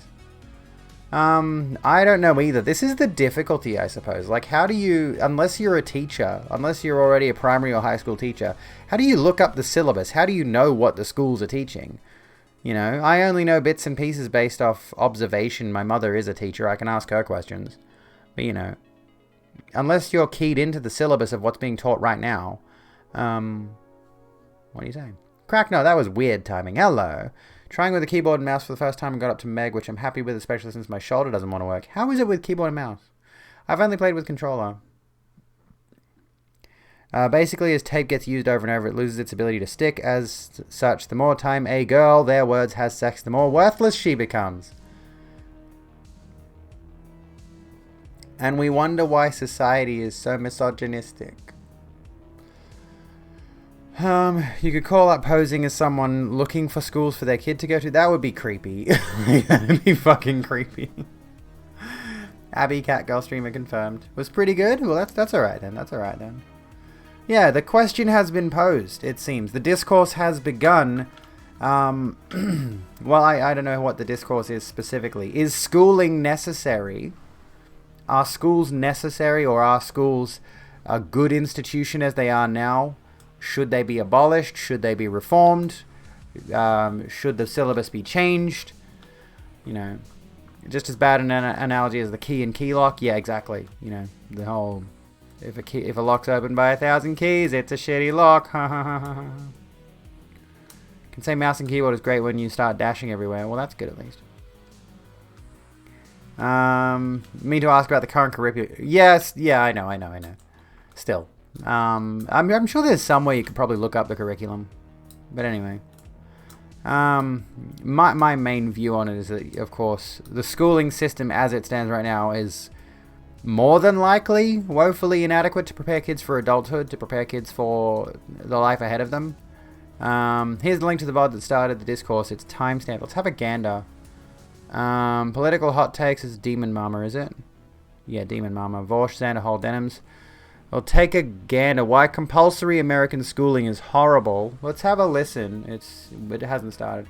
So we'll have a look at this. Let's have a look at this, because I want to hear what they're talking about specifically the American schooling system. So while some of these points are more than likely going to be relevant to what we're discussing, well, I mean, I'm talking from the perspective of an Australian, but it is good to look at, you know, perspectives of Americans, and, you know, especially given how influential America is. See you soon, Ziwa. Have a fun shower. If your key opens 1,000 locks, it's not any of the lock's fault. You aren't a key, you're just a lock prick. Reform is needed until school is good and working for everyone and not just the majority of... Yes, bingo. Exactly. That's my view on it. No, in UK schools are trying to be more inclusive but face religious defense. Yeah, that's another major thing. Alright, let's have a gander. Lock prick. It's more about the anarchist argument against state coercion. Okay, let's have a look. I'm curious. Okay. And I'll react to it. I'd like to do some react for a little bit to get my brain fucking calmed down, because that was a brain squeeze right there. Don't worry, everyone. I'll deliver you through it safely. Okay? See, this is where I'm one of those... This is where I feel like all of these people, Vorsh, Xanderhol, Denims, Riverboat Jack, anyone, this is the end of the segment. So should I rewind it back to the start of the segment, or... God, it goes for a bit. Smoke weed every day. I want to smoke some weed. And I'm a dumb fuck. This is the thing. I am not formally educated on anything. I know I'm a Jill of all trades. I know lots of little things about a lot of things. I don't know a lot about any specific topic. I fucking hate myself. So when I react to some of these things, or when I put out my views into the world, I feel like I'm an idiot speaking where a professional should be talking, you know? Should I rewind the whole segment, or, because like you said, this is time-stamped, but like, is this particular point relevant, or should I go back and go through the whole thing? We're not going through 6 hours of VOD, but back to like the beginning of this segment is about 40 minutes. Smoking some burning bush. You're not on the abolish team because I'm not an anarchist. I'm a filthy tanky statist, according to them. For me, it's isolation, then using the internet to learn about what's going on. But people call you ignorant, I guess. Yeah. Don't watch the whole thing. Okay, let's go from here. I need the links, though. Well, yeah, I imposter still don't syndrome agree, but tells I'm us thankful about it, for the challenging thoughts to consider. I don't expect you to change your mind right now, Lava Monster. I just expect you. I would ask. I don't expect anything of you, but I would ask that you engage with my critiques and see if they have merit. Go dig deeper. Go read popular, like not even popular. Go read people who've written entire books about this subject. Go dive into it more because it is a big question and it's affecting every child in America and most around the world. Okay, I can surmise basically no matter how much you improve education, it should not be compulsory, and problems people have not being educated are problem society at large. Yeah, that's a tricky area to traverse. So, you know, if we don't educate people, you know, then the issue lies more with how do you explain this point? Like, I know what you're saying, and I'm trying to get my own thoughts around it. Like, I don't know. Society at large. Some old person, maybe a teacher or something, told me that the church they were taught as a child that men have a limit on those, so don't masturbate as you may not be able to have sex later if you use them all up. I mean, that in itself is an indictment on education, isn't it? Fuck. Or lack thereof. You know? Mitchos, what are you on about? Stop reposting the message. It feels like you're trying to post some kind of... don't repost your message. Seems like you're trying to post some kind of a copy pasta, and it's not relevant to anything, so I don't care. There's a fine line between national education and indoctrination. I think that's a very pertinent point. You know, I think there are good things that could be done with the format of public education, actually educating children on skills that will be necessary, life skills and actual knowledge and all of those things. But yeah, the point of no matter how much you improve education, it should not be compulsory, and problems people have not being educated are problem society at large. Like, that's that's sticking with me. That point in particular is sticking with me, and now I'm contemplating it. And I think one of the issues that we have socially is that, generally speaking, let's just say, for example, putting kids in school is a multifunctional thing. For on the one hand, you are getting your children educated. On the other, you are allowing people to go to work and, you know, continue to financially support their children. Because, you know, then if either that or one of the parents becomes a stay-at-home school tutor, basically. What's it called? Like, teaching them from home, whatever. Homeschooling. Anyway, yeah, school's also a form of childcare. It is. If you jerk off too much that your dick doesn't work anymore, you just have to move to the butt. Fucking hell. This isn't related. Trying to read what they wrote gave me a headache. Yeah, it makes no sense, so I just don't care about it. How we construct school 5 days a week, 7 hours a day, is to facilitate capitalistic production, both for the kids and the parents. That is true. That is true. So how would we reframe it? How would we change it? Is the thing.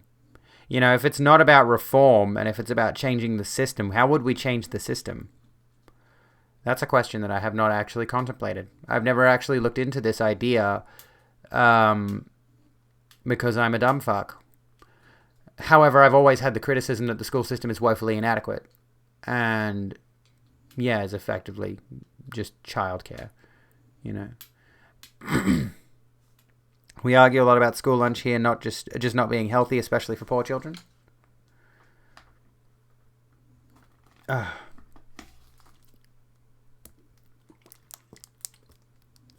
One easy one, pubescent children should certainly start later in the day than they do.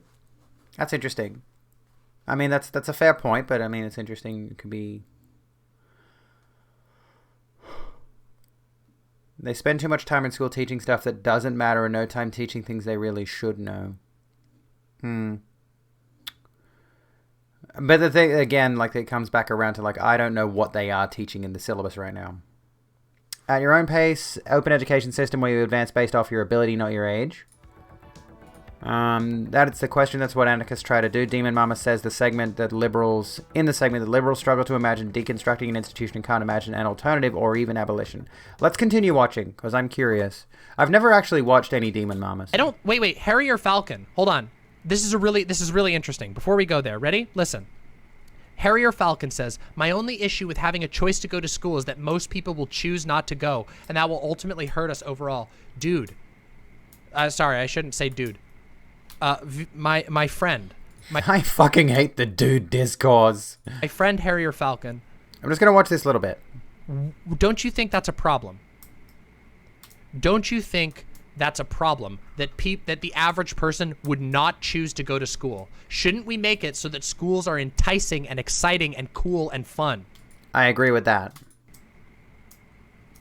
Like the very fact that my daughter right now doesn't want to do her schoolwork from home says to me that whatever they're teaching her at school, whatever the school structure is, whatever the curriculum is for her, is not giving her the incentive to pursue it. You know?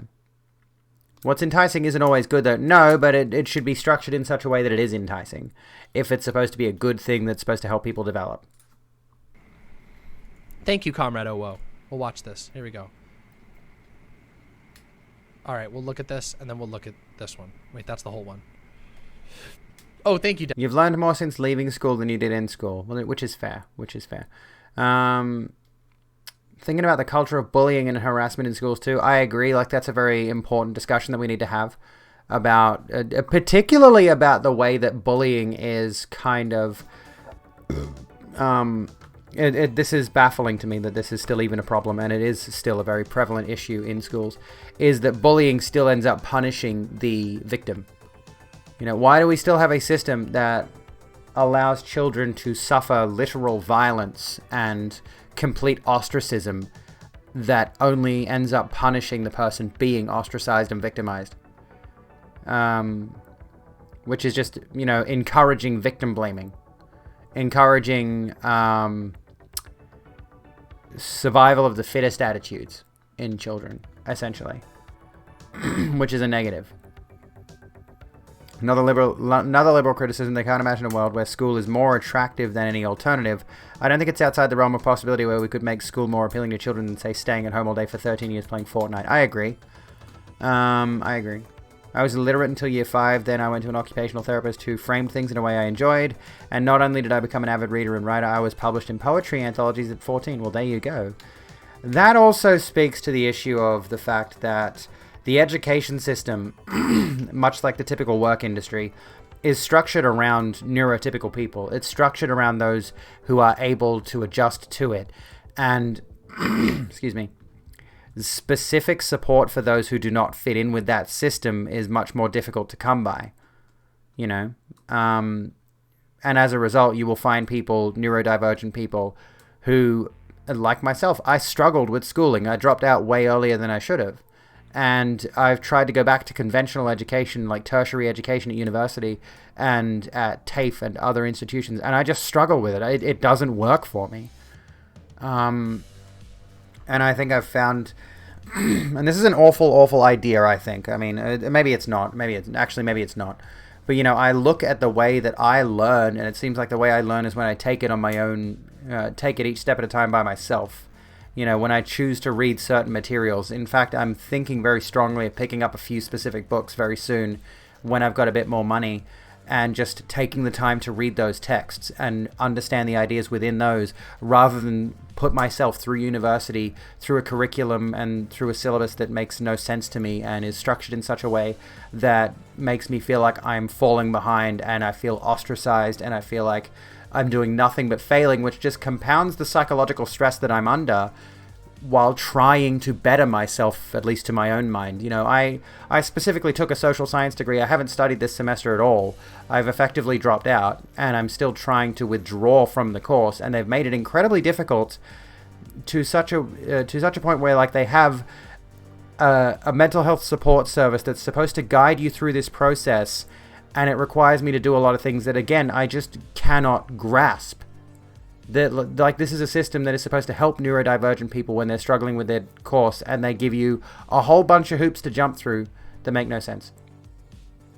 Anyway, I feel like I learn better on my own terms, which, you know, is very, very complicated to figure out, but it's better that way.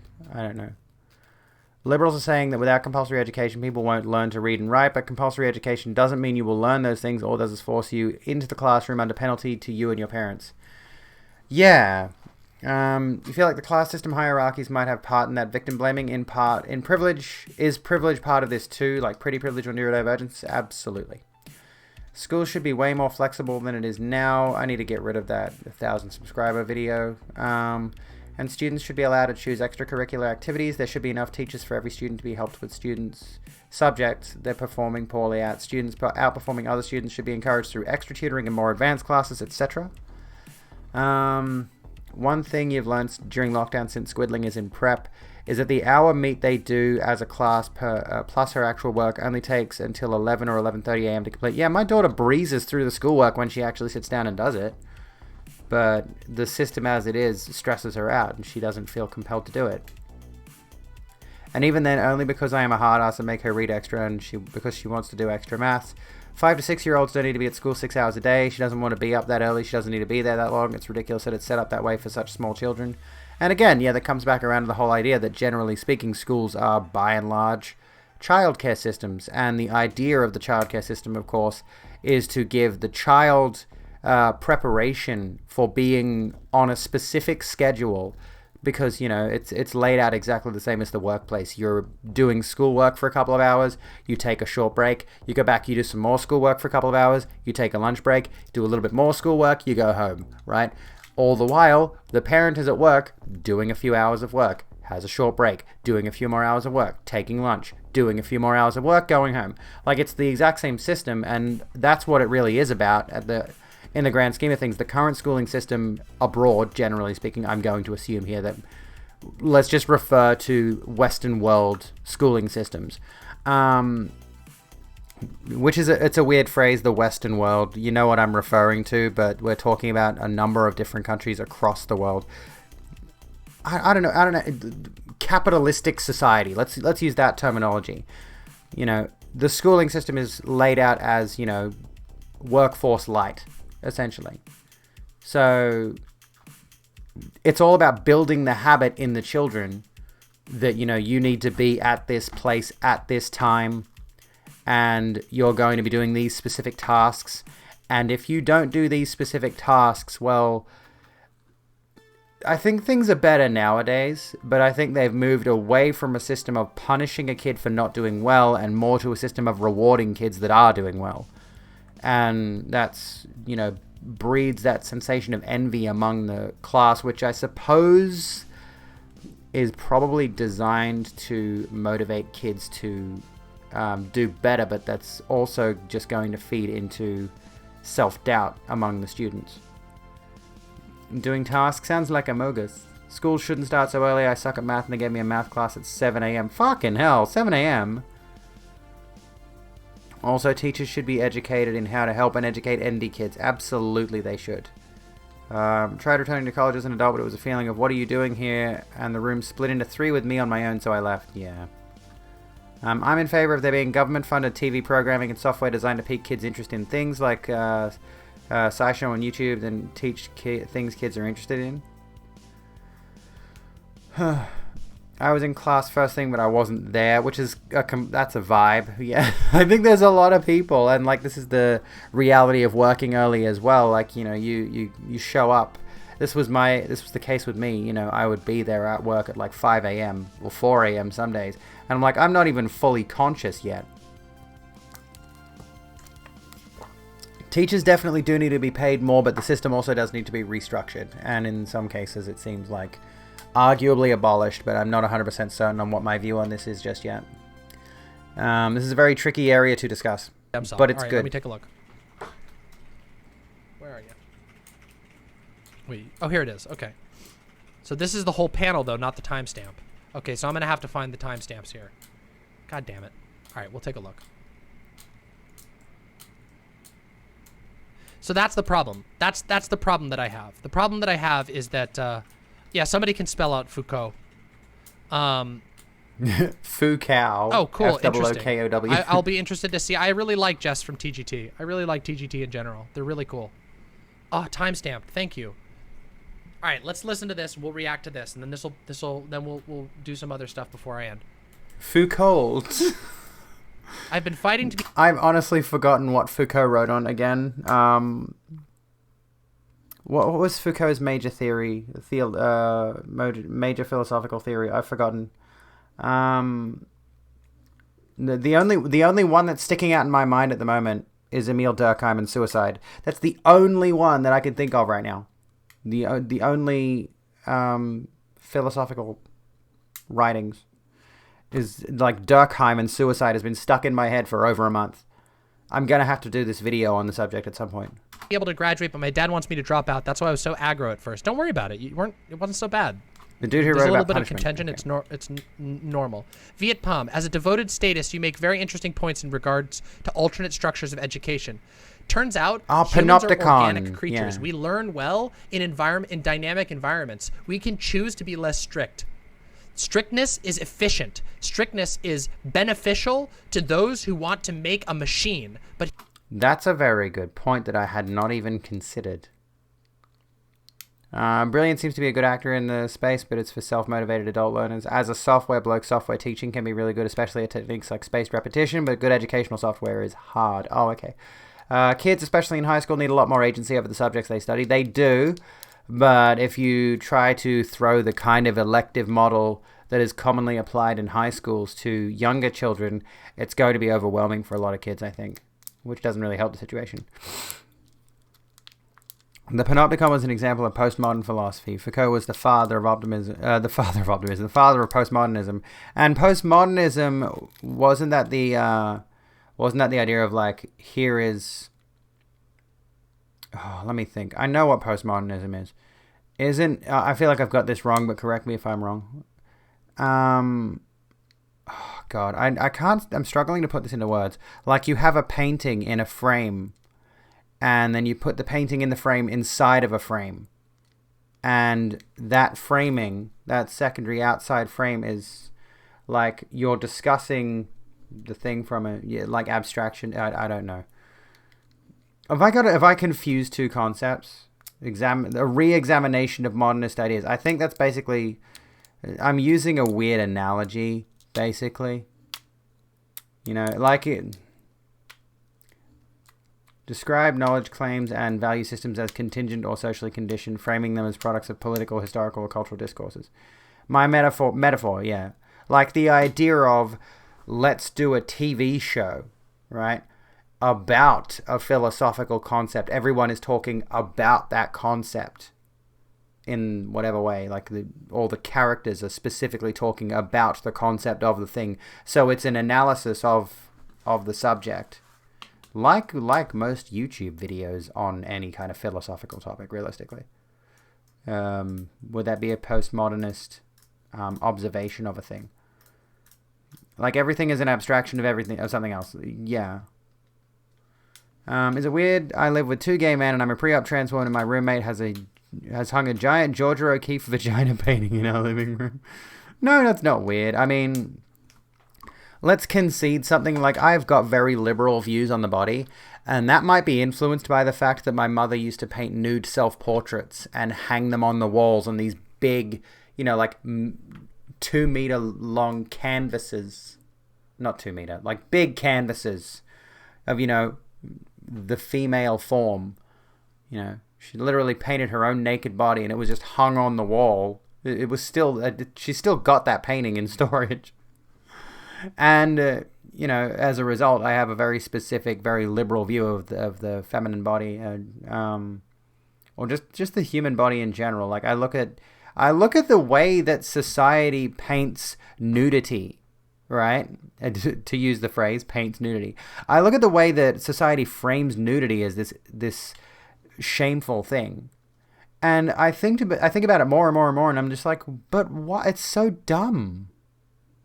It's so nonsensical to frame, like we talked about the fact that there are cultures in the world today, like breasts. We've talked about breasts and how it makes no sense. For example, I'm a trans woman. I've got tits now, thanks HRT, right?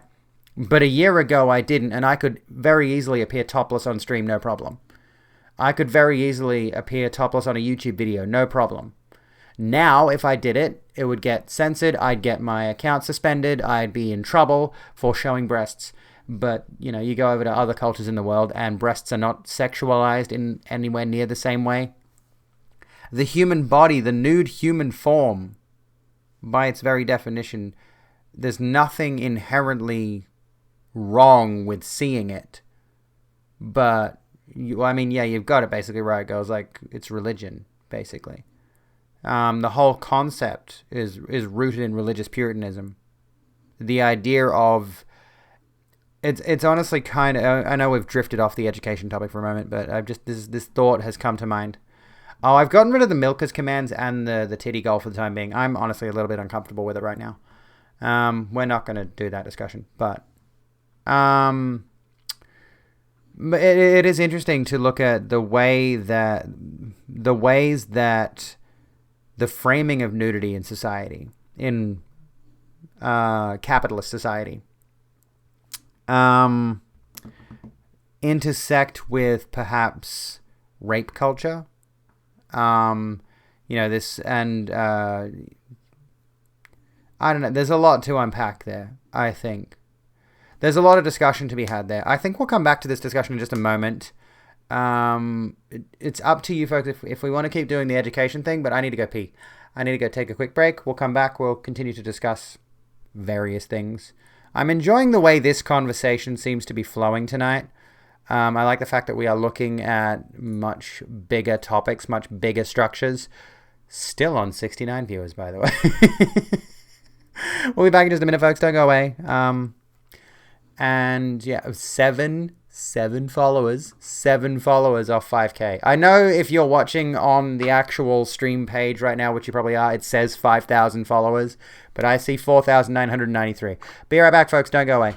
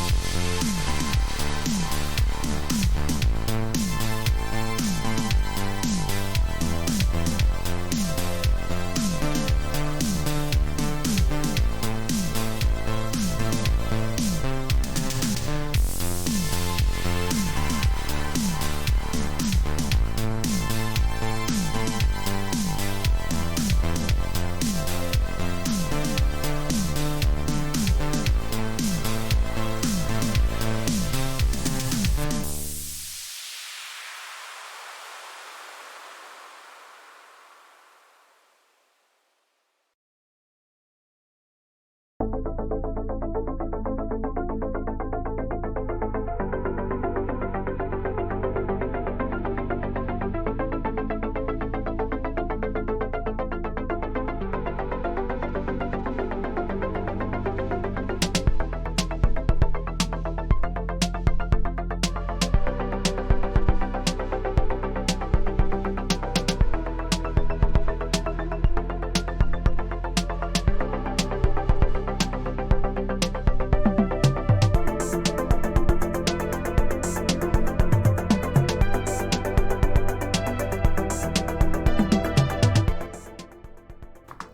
I remembered to turn the music down before I turn my camera back on. How's it going, folks? Welcome back. Welcome back.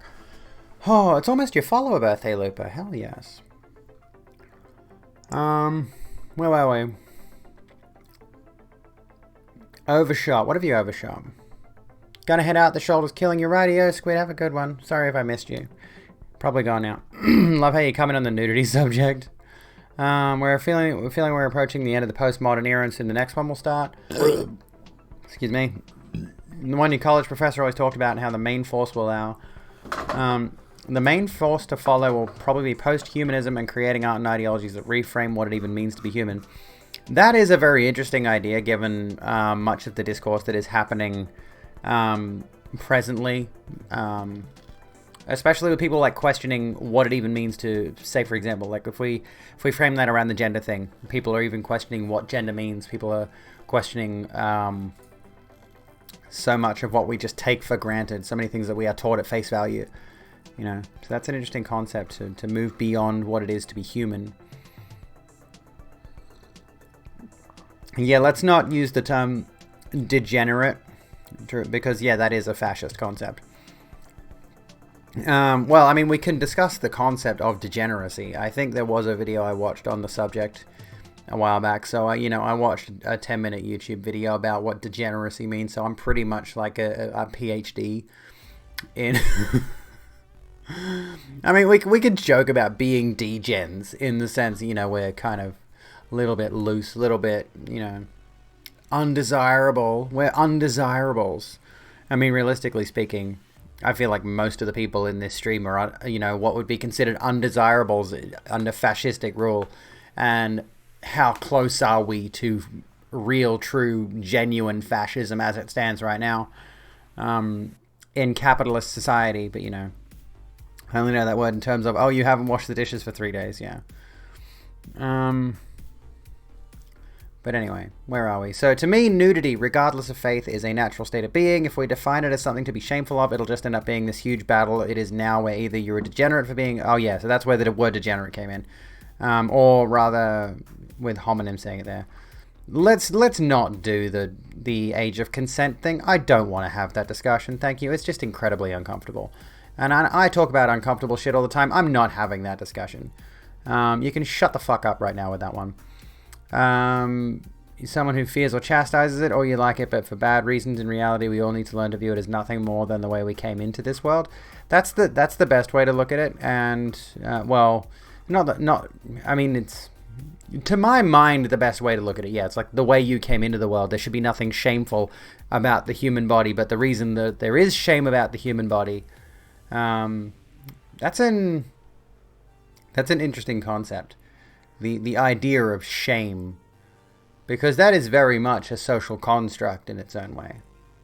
That's something we've conceived of. Shame is not innate. Shame is something we're taught. Shame is something we are educated to believe in.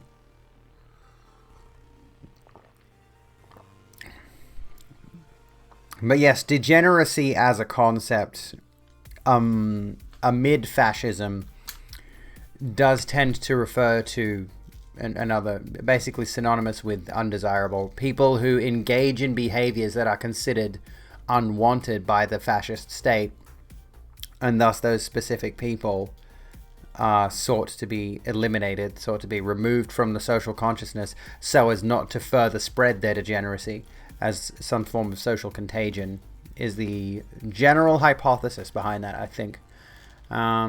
We overshot viewers, more than nice. Can we get Can we get my average? Can we get my 30-day average to 69? Can we do it? I reckon we can do it. Everybody keep watching this stream 5 days a week from 8 p.m. Australian Eastern Standard Time so we can hit that 69 average. I don't even care about hitting the path to partner average. I just want to hit 69 average.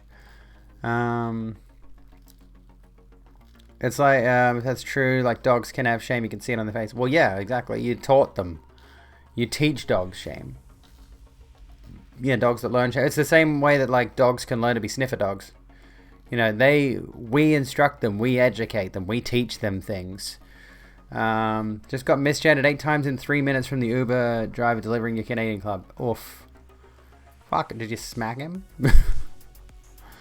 Got bullied or harassed for using the term social construct. I think capitalistic ideals are a social construct for as long as someone else benefits financially and you get poorer and encouraged to spend triggered. Yeah.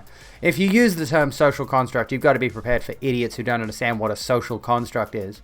Because they think when we say this and that is a social construct, they think we are trying to tear down that concept as opposed to just having a discussion of that concept and how we have socially constructed it. When I say something is a social construct, I mean that society has evolved this idea and ingrained it into social consciousness. So much so that, you know, we take it at face value and we take it for granted and we just believe that's the way things are.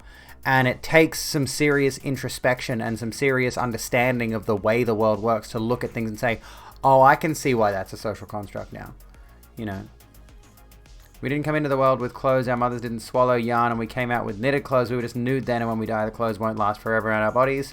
In the end, we need to be less worried about being nude because, seriously, the more we make something into a crisis, the more we cause havoc. I mean, one could argue that, you know, the idea of shame and, like, the wearing of clothes and all of that stems from, you know, the fact that we need to weather the elements. Generally speaking, you know, in colder environments, people wanted to wear furs and other cloth and things like that to protect themselves from, you know, icy winds and whatever else. And that just along the way, I don't know the specific history of this. I don't know where this would have cropped up. Like the idea, I don't know if you can hear my fidget cube, by the way. I'm fidgeting really bad right now. I'm stimming super fucking hard right now. But like somewhere along the way, it was decided by what generally seems to be Abrahamic religious doctrine that you shouldn't just wear clothes for the sake of weathering the elements, but for the sake of covering up, because your body should be this sacred temple only for your spouse, you know. Degeneracy comes from the modernist idea of progress, which is linear, and thus it is possible to regress in this framing. This is the idea behind Entartete Kunst, degenerate art. It is also a very imperialist idea because it's Western Europe of the standard for what progress is. Society outside of you has tried to decide for you that you should do this because, so you just do it. That's what I feel a social construct is. Basically, yes. Linked to value 0 when something doesn't have intrinsic objective value. He wasn't accepting my ID because my name on my account is my new legal name and my ID wasn't, so I showed my updated birth certificate and he just started trying to fit in as many he, him pronouns and dudes and brothers. Gross. What an asshole. Smack him upside the head. Like I have friends who are very anti-penis or bulge, so they think a guy who's almost naked except for a covered bulge is offensive, and they say it's because of trauma and stuff, but it makes me uncomfy makes me so uncomfy because I have a dick and can't wear any clothes that show any bulge because of so many people that think like them. But if I had a vagina, all of a sudden, yeah, exactly. It's rather ridiculous. It's honestly rather, and I don't get me wrong, like I understand to a point the trauma that some people might experience as a result of the penis.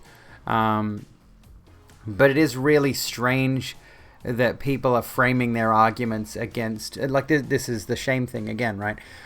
People are arguing against nudity or even silhouettes that might imply something because society has taught us that thing needs to be hidden away, needs to be shied away. And I 100% agree, Mega, you can't use trauma to police other people's bodies. That's just wrong. Yeah. Which is exactly what's going on with gender criticals, TERFs, and all that with like the penises in bathrooms thing. I don't want a penis in a bathroom. What if someone rapes a child with it? Oh wow, whoops, my dick is too big. I have to hide it. Oopsie. Would not recommend to be naked in Norway during midwinter, especially inland or in the north of Norway, unless you like me and like ice bathing in the nude, but I'm a fucking weirdo. How do you survive that? Every single thing can have the potential to upset at least one person because of something. Exactly. And this is like, regrettably, this is one of those things where it's like you do have to kind of look at the perspective of we can't...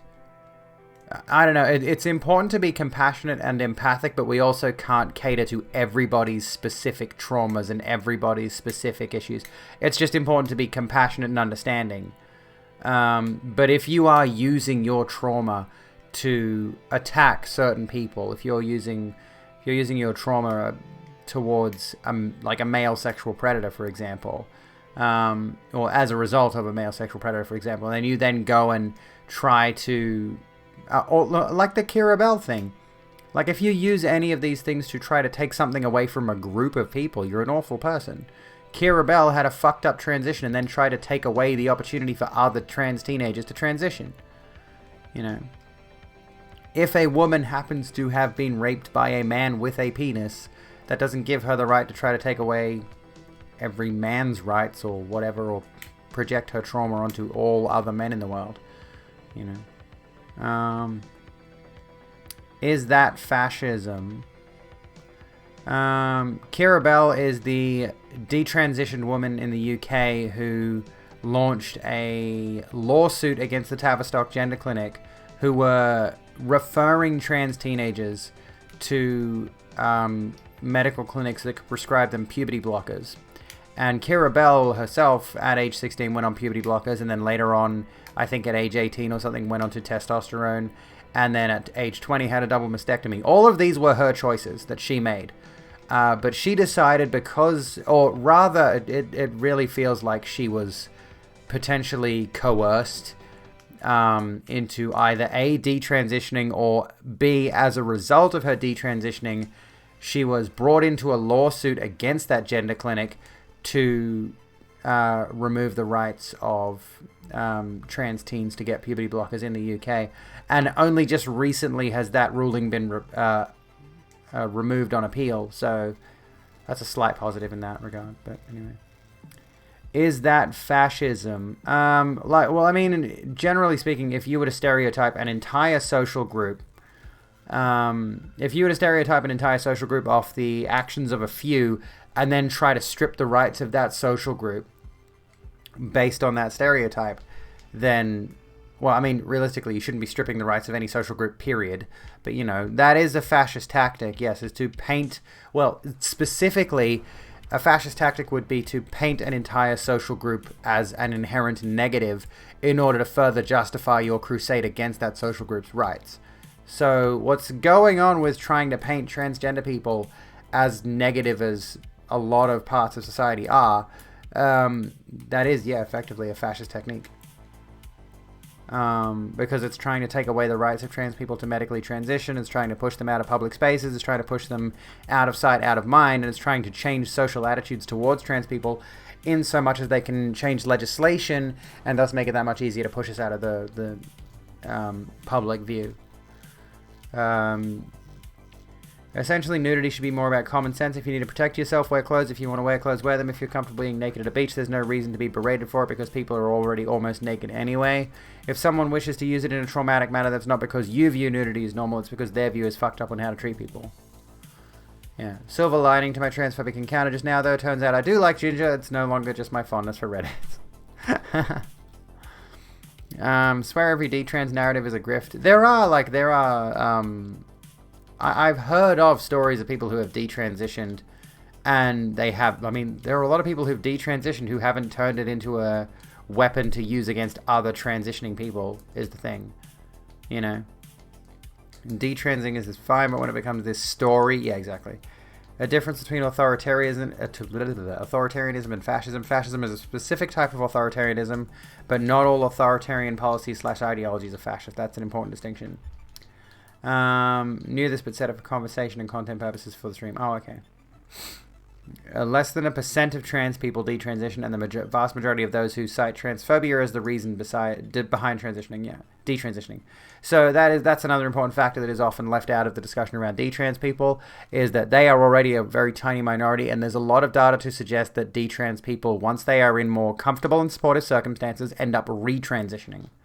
So, or at least I've heard, this is the thing, it's like I've heard numerous stories about people retransitioning. I've heard people who detransed and then retransed. And to that end, doesn't that just really speak to the notion that probably a significant majority of those who detransition do so because of social pressure?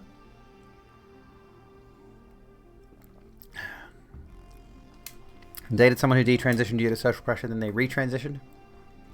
And it's like, yeah, if you've got a tiny minority of a very tiny minority already, like trans people are a tiny, tiny group worldwide, and then you've got a group that's about the same percent, like I think it's roughly the same percent of people that are transgender. It is the same percentage within transgender people that detransition, and then roughly 2/3 of those retransition once their social circumstances are better. It's more like 0.1 to 0.5% of people who transition then detransition. The figure is kind of flaky. Yeah, like it's really hard to track these statistics very specifically, in much the same way like it'd be really hard to track trans death statistics, because there are a lot of trans people who are not out, or there are a lot of trans people, like when they pass away, for example, they might be among a certain social group that doesn't accept their transition, so they would mark them down as their dead name and their dead gender, and all of this, like statistics and analytics around transgender people are awkward at best. So we've got to do the best with the information and the data that we've got to have these discussions. Broke calling people detrans, woke calling trans people decis. Cis and decis later. What up, Professor? How's it going? They literally told me it was only because their family and friends were on their ass to detransition. That's so disgusting. I'm so sorry. Like, for them, I guess. Yeah, for them. It's awful. Technically stopped estrogen for a couple of weeks, ran out, and it takes a month to get more. Yeah. Which is another thing. Like, the more roadblocks that are put in place to prevent trans teens from accessing their healthcare, or trans adults from accessing their healthcare, that is really most of the time. Like, in some cases, there is a legitimate supply shortage of, like, estrogen or what have you, which is scary. But generally speaking, there are people trying to chase legislation to restrict transition-related healthcare, and that's just an effort to detransition people and force them to be normal. Like, it's a world out there, okay? There's a whole thing. I don't know. You know, don't have any trans legal documents that would affect my death or birth certificate. Well, there you go. Any current topic? At the moment we're talking about detrans kids, but we've been jumping around a bunch of topics. We were about to get heavily into the discussion around nudity and body image, I suppose. One talking point of TERFs is that trans people aren't killed because the majority of trans people are given so many roadblocks to legally correct their gender on birth certificates. Yes. So many trans people who are killed are marked as cis and their assigned gender at birth, yeah. Love how part of the time you have a bite me face during these, lets everyone know how serious you are, but also probably leave once they see it. Wait, some trolls probably leave once they see it. Do I have RBS? No, RBF, sorry. Do I have RBF? Resting bitch face? I feel like I do. Can you hear me doing this? I think I do have resting bitch face. I'm okay with this. Rest my face. Like, well, hang on. Let me fix my hair up.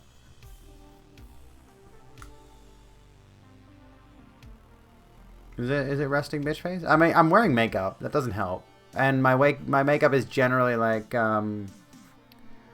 pretty dark eyeshadow, which doesn't more than likely help the whole case of you know, I look perpetually exhausted or whatever. I like heavy eyeshadow and I have tight line tonight. I don't know if you can tell. I did tight lining. So my eyeliner is actually really close to the waterline, on the top at least. I didn't do the bottom. Tight lining is very awkward, for the record.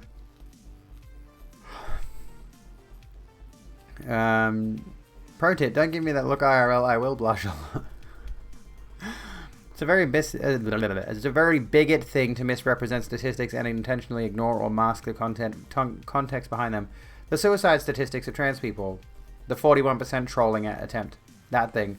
I love this fun fact. I tweeted about this yesterday or today, about how trolls constantly saying, join the 41%, because they're assuming they've just completely ignored the reality of that specific statistic. And that statistic refers to a survey done on living trans people that asked the participants if they had ever in their life considered suicide. And 41% of them responded yes. And it never at any point specified what time in their life, or like had they considered it prior to coming out, prior to their egg cracking, post-transition, and like none of that was specified. So they just asked a pretty significant number of trans people. I think it was like 6,000 or so trans people. And 41% of them said yes, at some point they considered suicide in their life. That could be at any point whatsoever.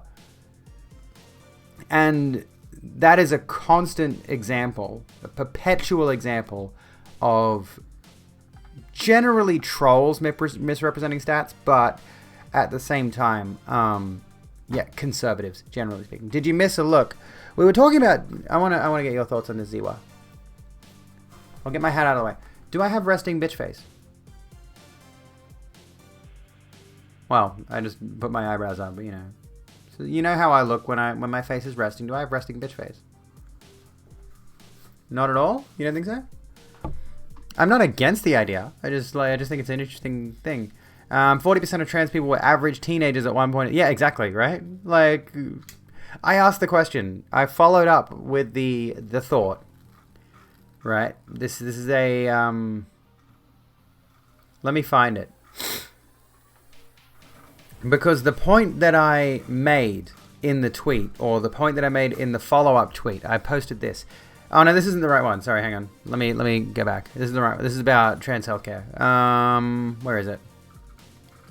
Where is it? Oh yeah, here we go. So you want me to join the 41%? You mean the 41% of living trans respondents to a survey that said at some non-specific point in their life, i.e. could have been before they even realized they were trans, that they consider suicide? That's just a weird thing to say. And this is the point that I wanted to follow up with. Be realistic. How many people in general, trans or cis, do you honestly think have not contemplated suicide? Especially going through the tumultuous time known as puberty, right? In my personal opinion, I think it's very unrealistic to think that it's very unrealistic to think that most of society hasn't at some point contemplated ending their own life. That doesn't mean, and I mean just in the same way the survey's asking the question, right? Have you ever at any point contemplated it? You know? And I think a lot of people technically have. Even if they had never thought to actually act on it, even if they've never even been in a severe depressive spiral, I think everyone's had the thought pass through their mind and actually sat on it for a second and been like, I mean, you know, it's kind of a ridiculous thing to attack any social group on the idea of the statistic of suicide in any circumstance. It's flagrantly inhuman to use that as an attack on people anyway, on any social group. We know, oh, okay, you sent me a funny meme. That's a good one. That's a good one. I won't show that on stream, though. I won't show that on stream. Yeah, so, excuse me. Fuck. I got the wine out. It's kind of grumpy face when you only found male or female options in concession cards, which sucks.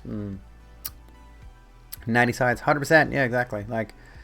I think it's it's just generally an unreasonable thing to say to a person anyway.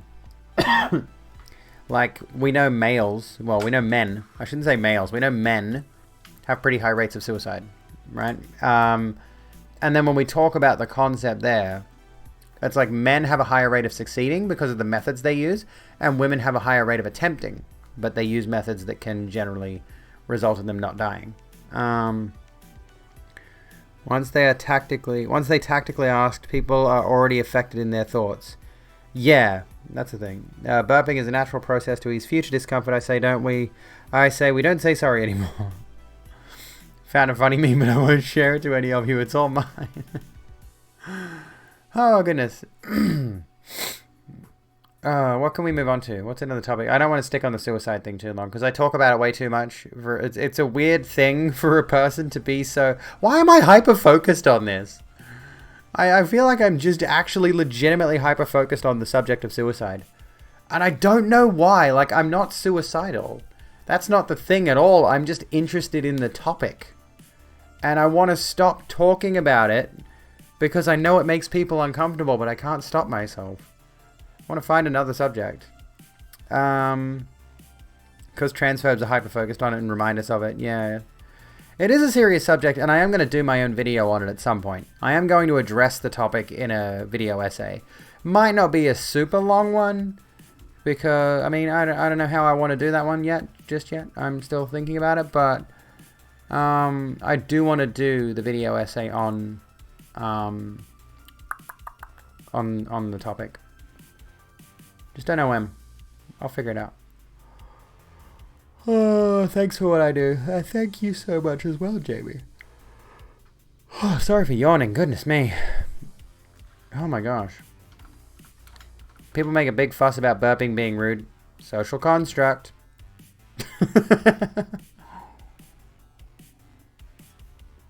Sleepy Abby.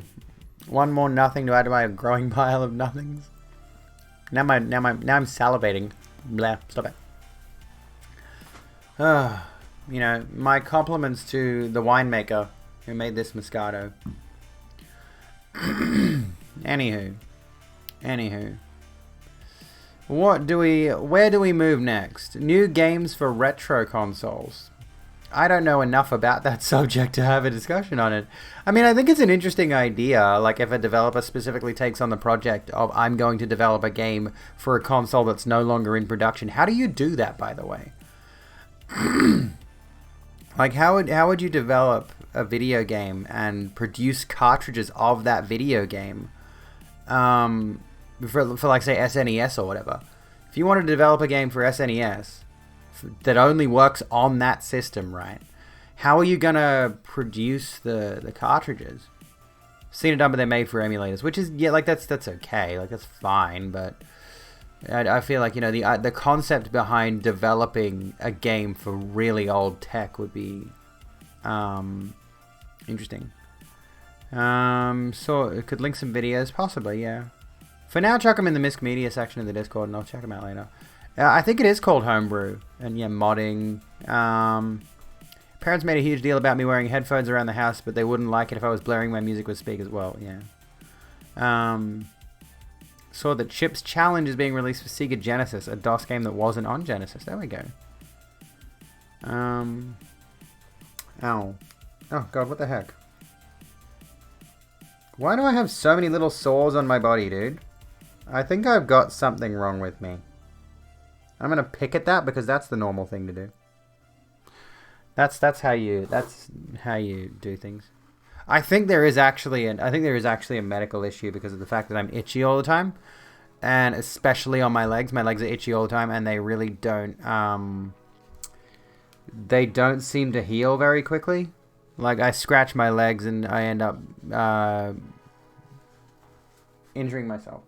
I don't think it's bed bugs. I think it's something else. I don't know what it is. I don't feel like specifically itchy around, like, in bed or anything. I don't know what it is. Might be iron, might be anemic. I'm going to talk to my doctor about it at some point when I can be bothered. I have an exfoliating glove I use when I shower. So there's that. Yeah. Mini Mages. Morphcat released a new NES game in 2019. They have at least one pretty damn good video on it on their YouTube. That's pretty cool. Estrogen high and collagen low. Oh, okay. I might see if I can get something that'll fix the collagen issue. Should get a sugar scrub. That'd be a good idea. Be happy that it probably ain't scabies, though. True. Estrogen means you bruise easier. Well, that's the thing. If you don't mind the off-topic question, but I thought about painting my nails for the first time. Is there anything I should be aware of? I don't know. I would say, like, generally speaking, I used to do a clear coat on my nails before I painted them, and I would let the clear coat set first, and then put the actual paint over the top of that. Then once the paint dried, do a base coat, then do your main color. Do a second coat of your main color, then do a top coat. And you let them fully dry before you do the next one, which is tricky because nail polish can take a long time to dry. So you might put a show on, put a movie on, do your first coat, wait like half a fucking hour, put a show on, put a series on. Oh goodness, you bruise easy. Oh god, blood clots are not fun. I'm still worried about blood clots from the AZ vaccine. I mean, I'm already at risk of blood clots from the estrogen being on, but I mean the thing is, as someone who was living with testosterone poisoning most of her life, basically what I've done is I've taken away most of the risks associated with testosterone and just replaced them with most of the risks associated with having estrogen in my body. So there's a number of medical concerns I have to worry about now that specifically relate to having pretty standard female estrogen levels. So base and color on top. Yeah, generally. I also want to learn how to do that thing where it's like you have the base coat and then they put like the shimmery color over the top of it, and you like in different, I can't remember what it's called, like chromatic nail polish. So you've got like one color and then under certain lighting it changes. I want to do that. That's so cool. Life has a 100% risk of death. It does. The risk of clotting from estrogen, it doesn't compound with the risks from AZ, which I'm happy to hear. But yeah, we are all 100% fucked. Did you know at least everyone who has, like, what is it? I think it's like everyone who has ever, there's that joke about water. I can't remember how it's phrased. But, millions and millions of people have died from consuming dihydrogen monoxide. Iridescent or holographic. I think maybe holographic. I don't know. Could be around about the cuticles and skin beside the nail. Every time I try painting my nails, it starts chipping the next day. Yeah, if you use your hands a lot, it ends up feeling kind of pointless to paint your nails, But when I had acrylics, I will say they lasted for quite a while there, and they didn't damage easily. But the problem was, after a while, acrylics get really difficult to have on.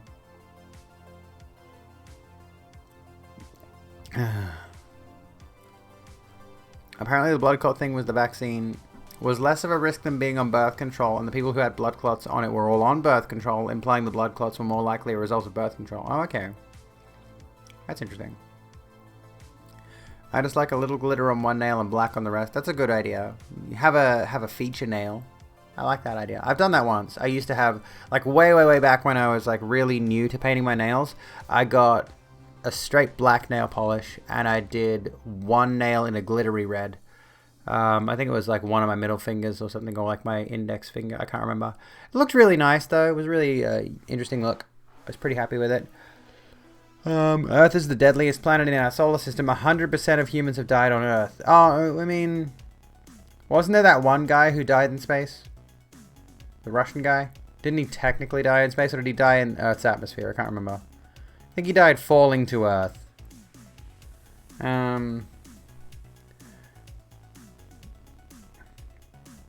Gonna have two fingers on one hand as feature nails. They're also gonna be cut short. That's it. Oh,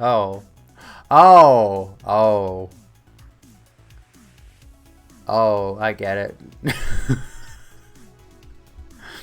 Dihydrogen monoxide addicts can't go 3 days without it, or they die from withdrawal. We should ban this dangerous chemical. I don't think anyone's actually died in space. They died going up and coming down. Oh, okay. Never heard this. A cishet guy. Although it is common to be called a woman for having longer nails and hair, which is really weird. We've had this discussion before numerous times. But, it's really absurd. Good night, Skylar. Have a good one. It's really absurd, the idea that a man who wears nail polish or eyeshadow or long hair or anything feminine at all is called a girl. But again, I'm gonna bring this up again. A trans woman in any context is called a man in a dress or whatever. Called a delusional man in a dress, blah blah blah. We've heard it all before. You know, think a dog died in space? Yeah, that wouldn't shock me. Has a cat gone to space? I wouldn't be shocked, honestly. Although, I don't know, I feel like it'd be more of a risk to send a cat to space. They get their claws out quite a bit. There were 3 in the capsule. During re-entry, the capsule sprung a leak and drained the O2. Oh, shit. A cat has gone to space. There we go. The dog was named Laika. Had one acrylic fall off, but it's your index finger, so it's finally easy to take progesterone again. Well, that's good. Laika was never intended to return alive. It was a test of whether life support could work for a particular amount of time. God, that's awful. For some people, wearing jewelry is too feminine. Precisely.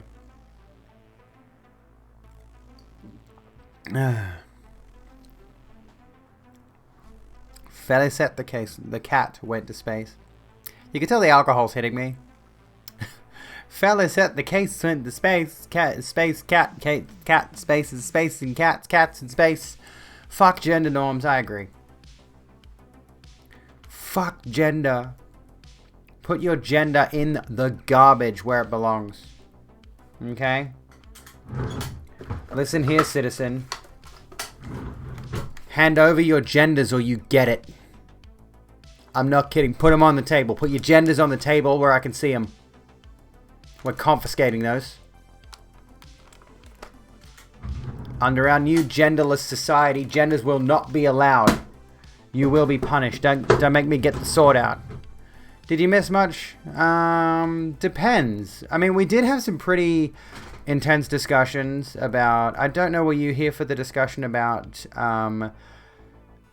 should school be abolished, basically? Should the school system be radically reformed or abolished entirely? Is school a necessary thing? Is the education... do we need the education system as it currently exists? We were talking about how cute and awesome you are, Ziwa. That is true. Pulls out lint and a couple of pennies from my pocket and puts it on the table. I'm glad you're lint gender. Lint and penny gender. Don't have mine, I sold it to the devil. What else did we talk about? We did talk about the concept of nudity. We didn't talk about this much, but I do like this topic about the concept of nudity and shame. These might be ideas I might incorporate into that sex and sexuality video. Actually, I'm very thinking. Alcoholism. I'm very strongly... This might be my next video. After Monday's video, I think I might start working on my sex and sexuality video, which might include me in some kind of lingerie. I gotta do the lingerie thing. I'm a bread tuber now, so technically I have to do the lingerie thing at some point. And I have to do a bathtub video. Don't know how I'm gonna do that. I don't have a camera. Sex, yes. But specifically the main thesis statement of that video was going to tackle it's going to tackle a number of ideas, of course. And, but I think specifically, one of the ideas I want to tackle is, sex, as in biological sex, sex itself, the act, sexualities, gender and how gender intersects with sexualities, and biological sex by comparison. And then, of course, nudity and, the concept of shame. But maybe shame could be... I mean, ContraPoints already did a video on shame, so I feel like it'd be redundant if I did a video on shame. What would I have to say that hasn't already been said by a woman who has half a philosophy degree? At the very least, I really want to explore all these concepts from my own perspective and analyze those. You know, it's a lot for one video. Maybe sex and sexuality is the title I've got in my head at the moment. Or maybe sex and gender. I don't know yet. It's a very tricky concept. But I do want to tackle the idea of I keep coming back to social constructs. I do want to tackle the idea of biological sex as a social construct. But anyway. There's a difference between nudity and lewd behavior. There is indeed. I was talking about this the other day. Can we get over ourselves and not shame folks for wanting to be nude? Yeah. Maybe do a follow-up. I could do a 2-part video. I haven't done that yet. Sex and sexuality sounds like... It does sound... I was going to do a video, actually, a while back called Pride and Prejudice, right? Which obviously is supposed to be... It was actually going to be Pride and Prejudice in Skyrim. And it was going to be... Like, the title wasn't related at all to Pride and Prejudice. It was just a funny play on words because the subject of the video was about white supremacy. And the analogy between that and the actions of the Stormcloaks in Skyrim.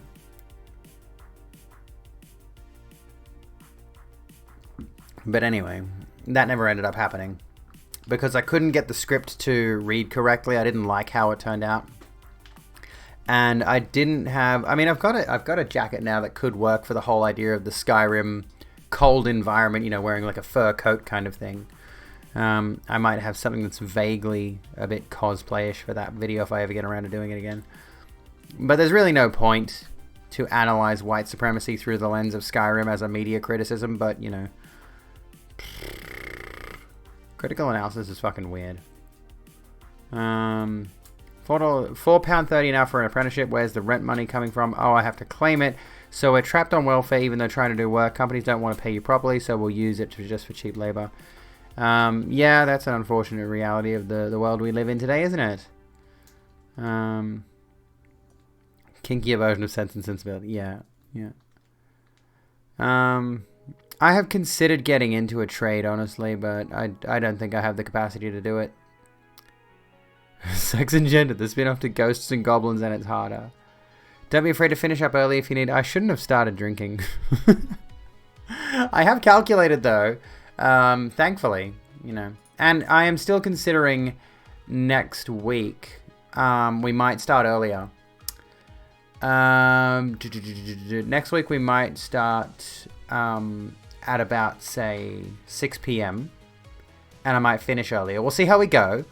I am still considering, you know, we start earlier, finish earlier. Or maybe even starting earlier and going for a long stream at least once next week. I want to experiment with the times with which we stream, even though I want to keep a consistent schedule because I know you're all adjusted to the 8 p.m. Australian Eastern Standard Time.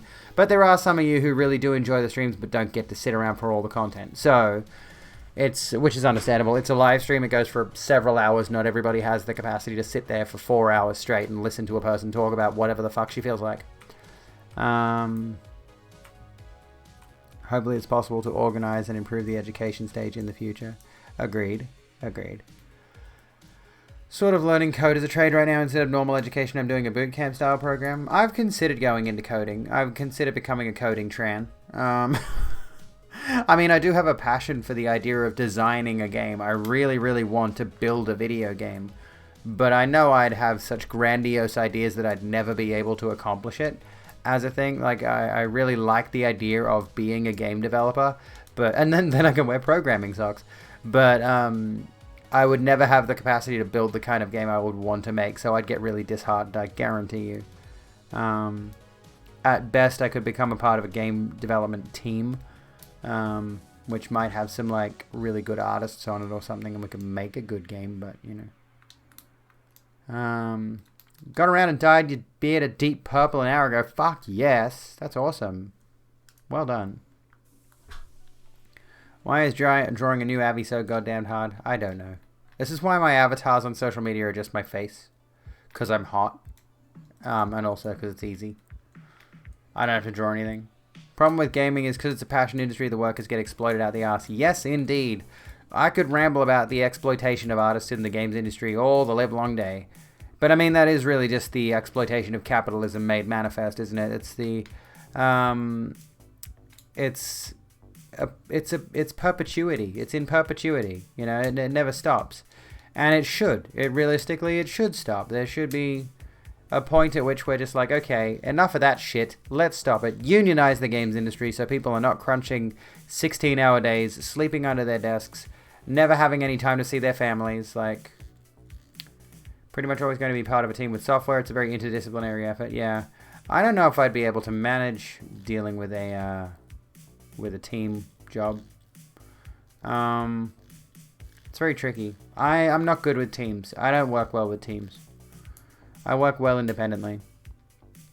Which is why when people come to me and they're like, oh, can I like edit your YouTube video, or can I do this for you? Can I do like some music for your YouTube video or something like that? I'm like, that'd be cool, but no.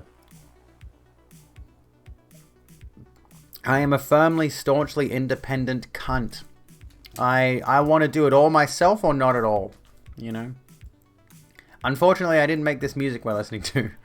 But the reality of the situation is that Harris Heller just put this whole playlist out for every streamer or YouTube creator who wants to use it. So, you know, can we get rid of the frat boy culture in big video game companies? Let's call it what it is. Let's get rid of the sexual harassment culture in video game companies. Don't call it frat boy culture, because that's honestly just legitimizing that kind of behavior in frat boys, right? That's just legitimizing that kind of culture as a boys will be boys attitude. Right? What we really need to do is just address it exactly as it is, a sexually exploitative harassment workplace culture. You know? And in some cases bordering on rape culture, and in the case of the Activision Blizzard lawsuit, it led to a woman taking her own life. Like, we cannot just call it frat boy culture, because that's acting as though if those guys were doing that at college, it's totally fine. It's just boys will be boys bullshit. No, fuck that.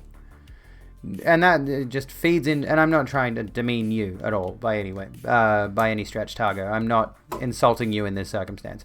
I'm specifically referring, honestly, to the way it was referred to in the journalism, that the articles that came out when the Activision Blizzard lawsuit was first announced.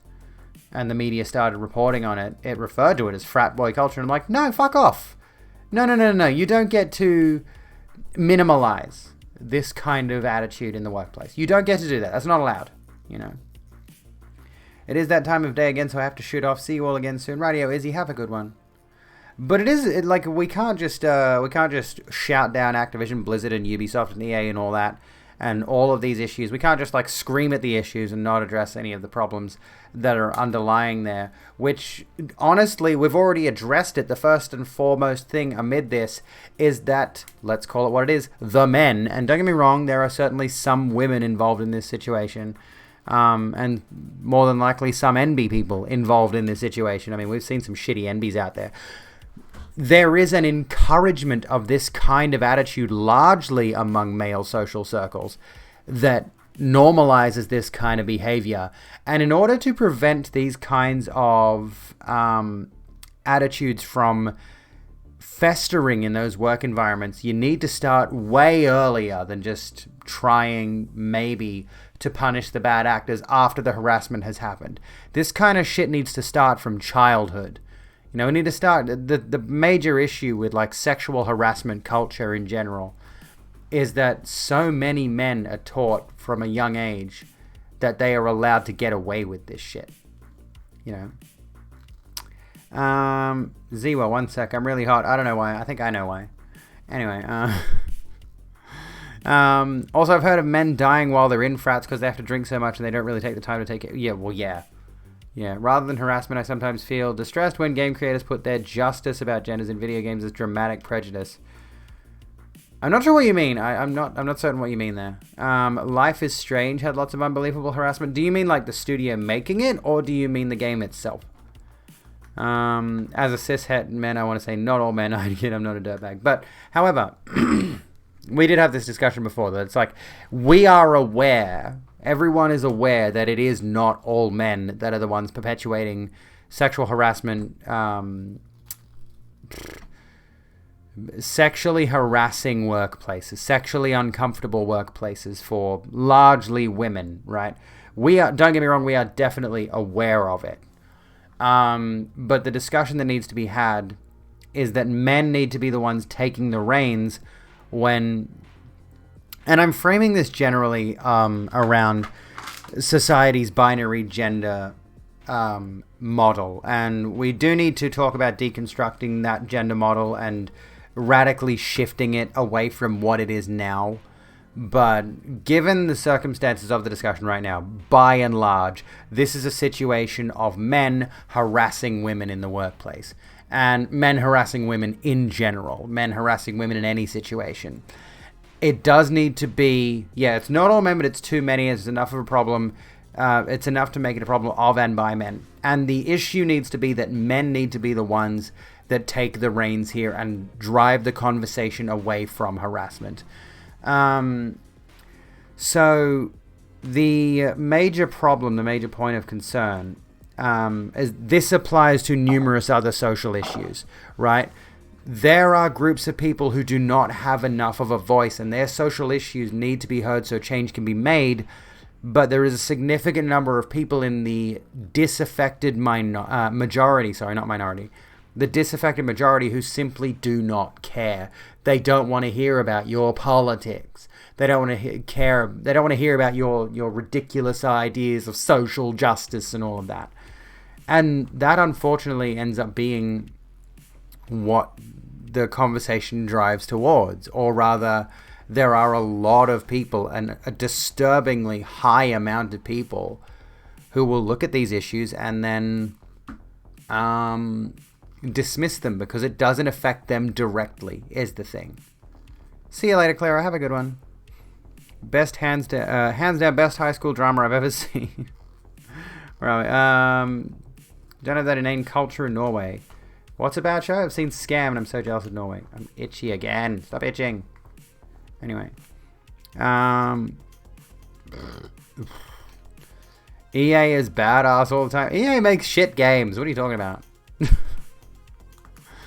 Also never take offense since I'm not the type to act in this toxic manner and I'm always open to feedback to improve my behavior. That's an important point to bring up, actually. Thank you for mentioning this, because when I will concede that, the sexual harassment culture that we see all of the time is not all men, obviously. It is not every single man out there that is going around groping women and calling them names, cat calling them, and doing all of these, abusive, harassing things to women. It's not all men. We're well aware of this, but it is men's responsibility to step up and change the trajectory of masculinity in such a way. And when I see a man comment, let's just say a social media post goes around of a woman, posting a twit longer about how she was sexually harassed by this guy or that guy, and somebody will inevitably, if that post gains a significant amount of social media traction, inevitably it's going to lead to at least one man saying, look, I understand where you're coming from, but you can't paint let's just say, for example, that in the twit longer, the woman says words to the effect of, this is a men's issue, men need to step up and solve this problem. There's always going to be at least one, if not more, men making the argument, you can't paint all men with the same brush like this. It's not all men. Whenever I see somebody like that, it's like, you're really projecting super fucking hard right now, aren't you? You really, you're concealing some stuff, bro. Either that person in particular has some very toxic, misogynistic attitudes towards women that they're inevitably ashamed of, or they've pretty much outright done the things that are being talked about when the discussion is being had. Anyway, got catcalled yesterday, weirdly gender affirming, nice to know I look fuckable, I guess, but really, ew, agreed. I saw a comic about that very thing as well. It's like, gross, but also it's such a stupid thing. It's really you just catcalled me, but I am upset. I feel targeted and harassed and dehumanized right now. It's bad. I hate it. And I've been stalked to my car by a guy who wouldn't get the hint that I wasn't going to fuck his crusty, balding, 57-year-old creepy stalker ass. Ugh. I've been sexually harassed. This is wild to me. I've been out as a woman for a year. I've been out as a transgender woman for a year. And I've been sexually harassed on numerous occasions already.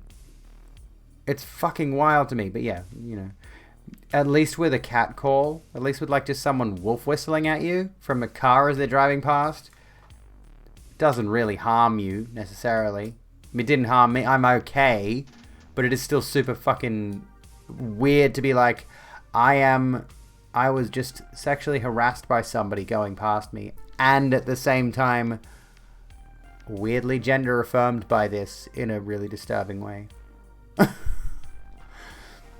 Replying to auto attack doesn't mean they've done it. They're just defending themselves from being auto accused when they know they're innocent in some cases. Yeah, but this is the thing. If they're actually innocent, they wouldn't need to say anything. Is the thing. If your first port of call as a man is to jump to the not all men defense when someone brings up sexual harassment towards women, you're on the wrong side of the discussion. Been catcalled out when I had long hair and they never saw I have a mustache. Remember to stop your friends from doing stupid stuff like that ad about stopping friends picking fights at bars. If you get harassed by one man with 4 others standing silent nearby, it feels like you're being harassed by 5 men. If you nervously laugh, they think they're being cool and funny. Call them on it. It's especially hard to do that if you are the woman in that circumstance. So yeah, it's like to be confrontational as a woman who is generally going to be faced with men who are bigger and stronger than they are. It's scary. It's fucking scary. If toxic masculinity doesn't describe you, you don't need to defend yourself from accusations that masculinity is often toxic. Bingo, mini-hood. I still find it hilarious that a TERF correctly gendered me, but was meaning to misgender me. My favorite thing that I keep hearing about all the time, trans girls will post all the time about how they get misgendered as trans men. Which is weird because it just says, like, it just completely destroys my internal narrative that a lot of transphobes don't realize trans men exist. But it's always hilarious when a trans woman gets misgendered as a trans man because it's like another weirdly gender affirming thing. Good night, folks. Have a good one. Oh, the friends need to call them on it, yes. Which is why, like, once lockdowns are over and we can go back to, you know, going to bars and pubs and stuff, which I'm totally doing. I'm not going alone by any stretch of the imagination. I'm going with a significant group of friends. You know, as a bartender, I've been sexually harassed by both men and women, though not as often as how the doormen were, especially around Christmas time when the 50-plus-year-old people who never drink suddenly get fucked up at the workplace's Christmas party. That's another interesting little discussion to have, actually, because a lot of workplaces, you know, generally speaking, it's not encouraged to drink, but then during certain, like, obviously being drunk on the job is not a good thing. People who drink on the job are demonized, and generally speaking, rightfully so. But it's always wild when you've got this attitude towards your coworkers. Like, you see them around all the time. They're sober, right? They are functioning and they are sober. And then you go to a function with your coworkers and all of a sudden they're all getting absolutely plastered off their tits. It's only happened a few times to me back when I was working the old job. There were these functions where all these coworkers were drinking like crazy and it's just wild. Was especially when I turned it around to customers at the time. The right panic and then profusely apologizing while I told them I wasn't offended. If you worry more about who's not the problem than the problem itself, you're not going to make a single step towards fixing the problem. Bingo. TERFs, we can always tell. Also TERFs, gender transfer correctly by mistake. Well, you hope they're functional and sober while working. Yeah, exactly. You have this general interpretation that people you work with are sober, you know. Are there some women who will blame a man for something other men have done to them? That is a thing that happens. We were sort of discussing that topic before about the idea of using trauma to project your own biases towards a certain group of people. So there are definitely women who have been the victim of an attack who rightfully have a traumatic response to men, right? Like I know many women who've had traumatic responses to men as a result of the fact that they have been targeted for sexual harassment, rape, anything. And as a result, they, you know, especially like if the man maybe resembles the person who victimized them. But, you know, if it comes around to the point where you're using your trauma as a method of weaponizing against a certain group, it's kind of a two birds, one stone situation. Not two birds, one stone. Kind of an eye for an eye situation, isn't it? Should go to bar and pubs too, but more because I want to loosen up more as a person. Well, yeah. Just make sure you go with a group of friends who are supportive of you. You know, make sure you go with a group of people who are going to be there to protect you if things go awry. Sicked in front of my bosses at the work Christmas party because I went to. They were very cool with it. Oh, ew. They actually encouraged me to drink heavily throughout the night, and here I am, a scrawny 55 kilo. Yeah, that's ew. I only ever been to a workplace Christmas party once, and it ended up with me getting horribly drunk and getting it on with the boss's daughter. She was my age and worked there. Yay, nepotism. Didn't get many shifts after that. Oops. Reminds me when I took driving lessons, and as the teacher mistook a bearded man with long hair on a bike as a woman. Oh, fuck. I think that happens a lot, but people tend to treat it as hatred when the reality sometimes the response is based in fear. Yes, and that becomes a very complex discussion to have. You know, want to go out properly with your GF when stuff opens up? Yeah, I know that feeling, Ziwa. Oh, will do. Also because drinking alone sounds dull to me. Yeah, exactly. Like, even if you're going out to a place where you can generally socialize and meet new people, overall, you still want to be with a group of people if you're going to a bar or a club or whatever, because then you've got a safe group of people you can go back to, generally speaking. You would hope that they're a safe group of people. Go with friends you really trust. You know, go with friends you can really put your faith in to have your back if something goes wrong. Given the weaponized trauma, I guess it's possible that some of these guys have been blamed for things they didn't do through association, which is definitely a thing. That's another whole difficult discussion. Like, people weaponizing their own trauma against other people, and people who've been accused of a thing probably as a result of that weaponized trauma, makes it a very difficult discussion to have.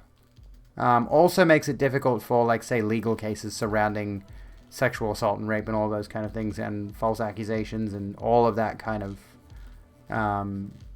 thing. What's the proper attitude towards people who naturally mistook your gender? Not misgender them, correct them. Yes. How did I read the word correct as misgender? Your recommendation. Bash, thank you for the host. How you doing, mate? Don't drink because I hate being out of control of myself, which is why I smoke so much weed. I mean, well, there you go. I want to have a GF and be able to go out with her when things open up. Just misgender them back. I'm just picturing like this 6'4", broad-shouldered, really heavily bearded dude, and you just say to him, "Oh, sorry, ma'am."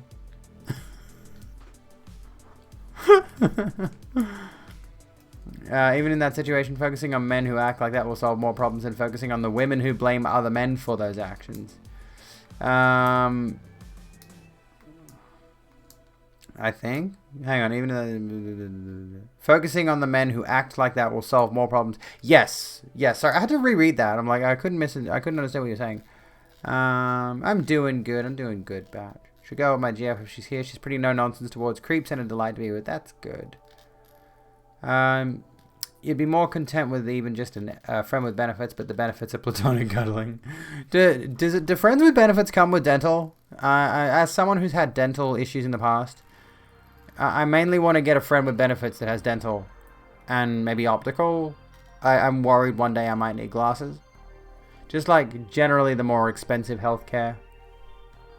Is that what you mean by friend with benefits? Like, you just like hang out and they give you private healthcare? Genuinely curious. Asking for a friend with benefits, with healthcare. Foot care too? Yeah, exactly, dude. I mean, I would just go, thank you, T. I want to have a GF, but all the girls I'm attracted to turn out to be lesbians. At least half the girls I dated before I came out turned out to be lesbians. I'm just saying.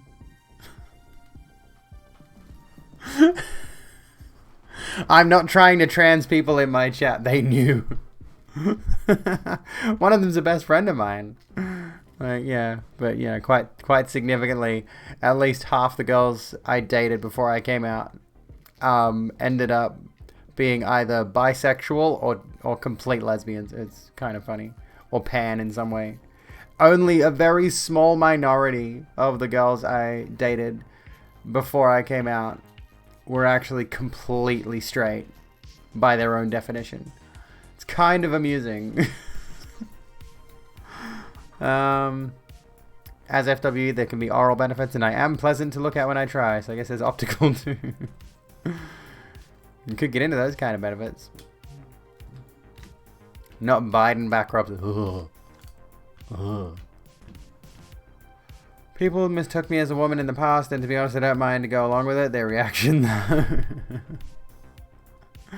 Oh, goodness. I was definitely someone who was, like, pegged as a, as like being too girly or being an F slur or whatever in high school when I was bullied. You know, oh, you're so girly and all this shit. And it's like, well, you were right. Congratulations. Yeah, pegged. Wasn't pegged. Fucking hell. No, I was not pegged yet. Anyway. Does it count as pegging if it's a trans woman? Like Peggers? Oh fuck. That emote's fucking amazing.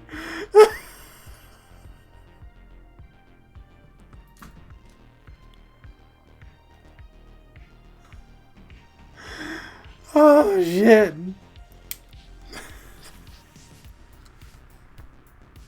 I had one glass of Moscato and I'm fucked. I feel like if I lifted my top out right now to show you my abs, they'd be just absolutely cut to the bone because of how much I'm laughing. Fuck. Do you want it to count as pegging? That's the interesting thing. Like, I mean, generally speaking, I think the definition of pegging refers to a dude taking it up the ass, generally. And I think the specific definition, though, is a dude taking it up the ass from his girlfriend wearing a strap-on, or maybe trans girlfriend with a dick. I don't know. You know, that's just generally been my interpretation of it, whereas, you know, a man fucking his boyfriend is just sex, or whatever. You know, it depends, like, the term pegging depends on the specific context, I think. I don't know. Using a peg for anal sex. Could just be receiving anal, I don't know. I don't know these terminologies. I'm not a regular on FetLife. What do you expect of me here, you know? Imagine gendering pegging. Let's teach what pegging is to Shabiba. Mighty's up on the fun floating game given how much the wine seems to be hitting you. I think because, you know, my body weight, my body fat percentage is pretty low at the moment. So as a result, the alcohol's hitting me a lot harder than it used to. You know. Flip side to this is that chuds clearly are too afraid to receive anal orgasms. Well, yeah. That's always a weird thing. That's always been a weird thing to me. Like, abs, I could try showing abs, but then I'm wearing very tight pants and I'm not comfortable showing bulge on stream. I didn't say I haven't eaten much today. I said I've eaten like shit today. I've eaten a fair bit, but I've eaten like garbage. But anyway, the term peg leg took a filthy time. It's funny for the bit. It is funny for the bit. Oh fuck yeah. My abs, my ripped fucking washboard. Yeah, thin abs and goth. I really need to goth myself up, like really hardcore goth myself up, and then take a flexing selfie with the abs on display. Like, I really need to dive into that. There's a market for flexing lean goth girls, okay? Not gonna display my girl boss bulge. Weirdly, I still have dysphoria around that, which is, yeah. Not gonna do it. Also, we're on Twitch. It's probably TOS. Even if it's just a silhouette, it's still probably TOS. Abs need some abs. I mean, I if I recall correctly, didn't Dozy get a suspension for making a foot fetish joke, and then she tabbed back in her browser to a tab that just had a picture of some feet. Like, she was making a joke about how disgusting foot fetishes are, and then she swapped back to a tab where she had a like, not a foot fetish tab open, but she had a tab with just a picture of someone's feet on it. And then, you know, she acted all shy and embarrassed. Oh my god, close it. And as far as I recall, I think she actually got a 3-day ban for that. Should lose weight then. Nick's got goals. Nick's goth goals. Oh, well, yeah. Must be the first time someone's been banned for kink shaming. I highly doubt it. And it was someone's been, so you're saying Dozy was kink shaming. Okay, yeah. Pegging or pinning is a sexual practice where a woman practices coitus with a dildo on a man, anal and or oral, or a woman, anal, vaginal and or oral. In some cases, it may happen that a man also uses it on a woman or another man, organic, psychological, whimsical reason of hygiene or of sexual orientation or others. Fun fact! There we go. And yes, I am Yawny Grill. I am a Yawny Grill. I am... yeah. God, why am I so exhausted? Because I've been a parent half the day. And,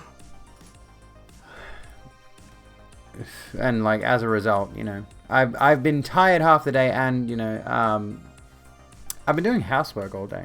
Is the thing. Go to bed. I'm not going to bed yet. We've still got quite a bit of stream left. I could fit more in. Aged Navy obsolete. Art of pegging the ships. Oh, fuck.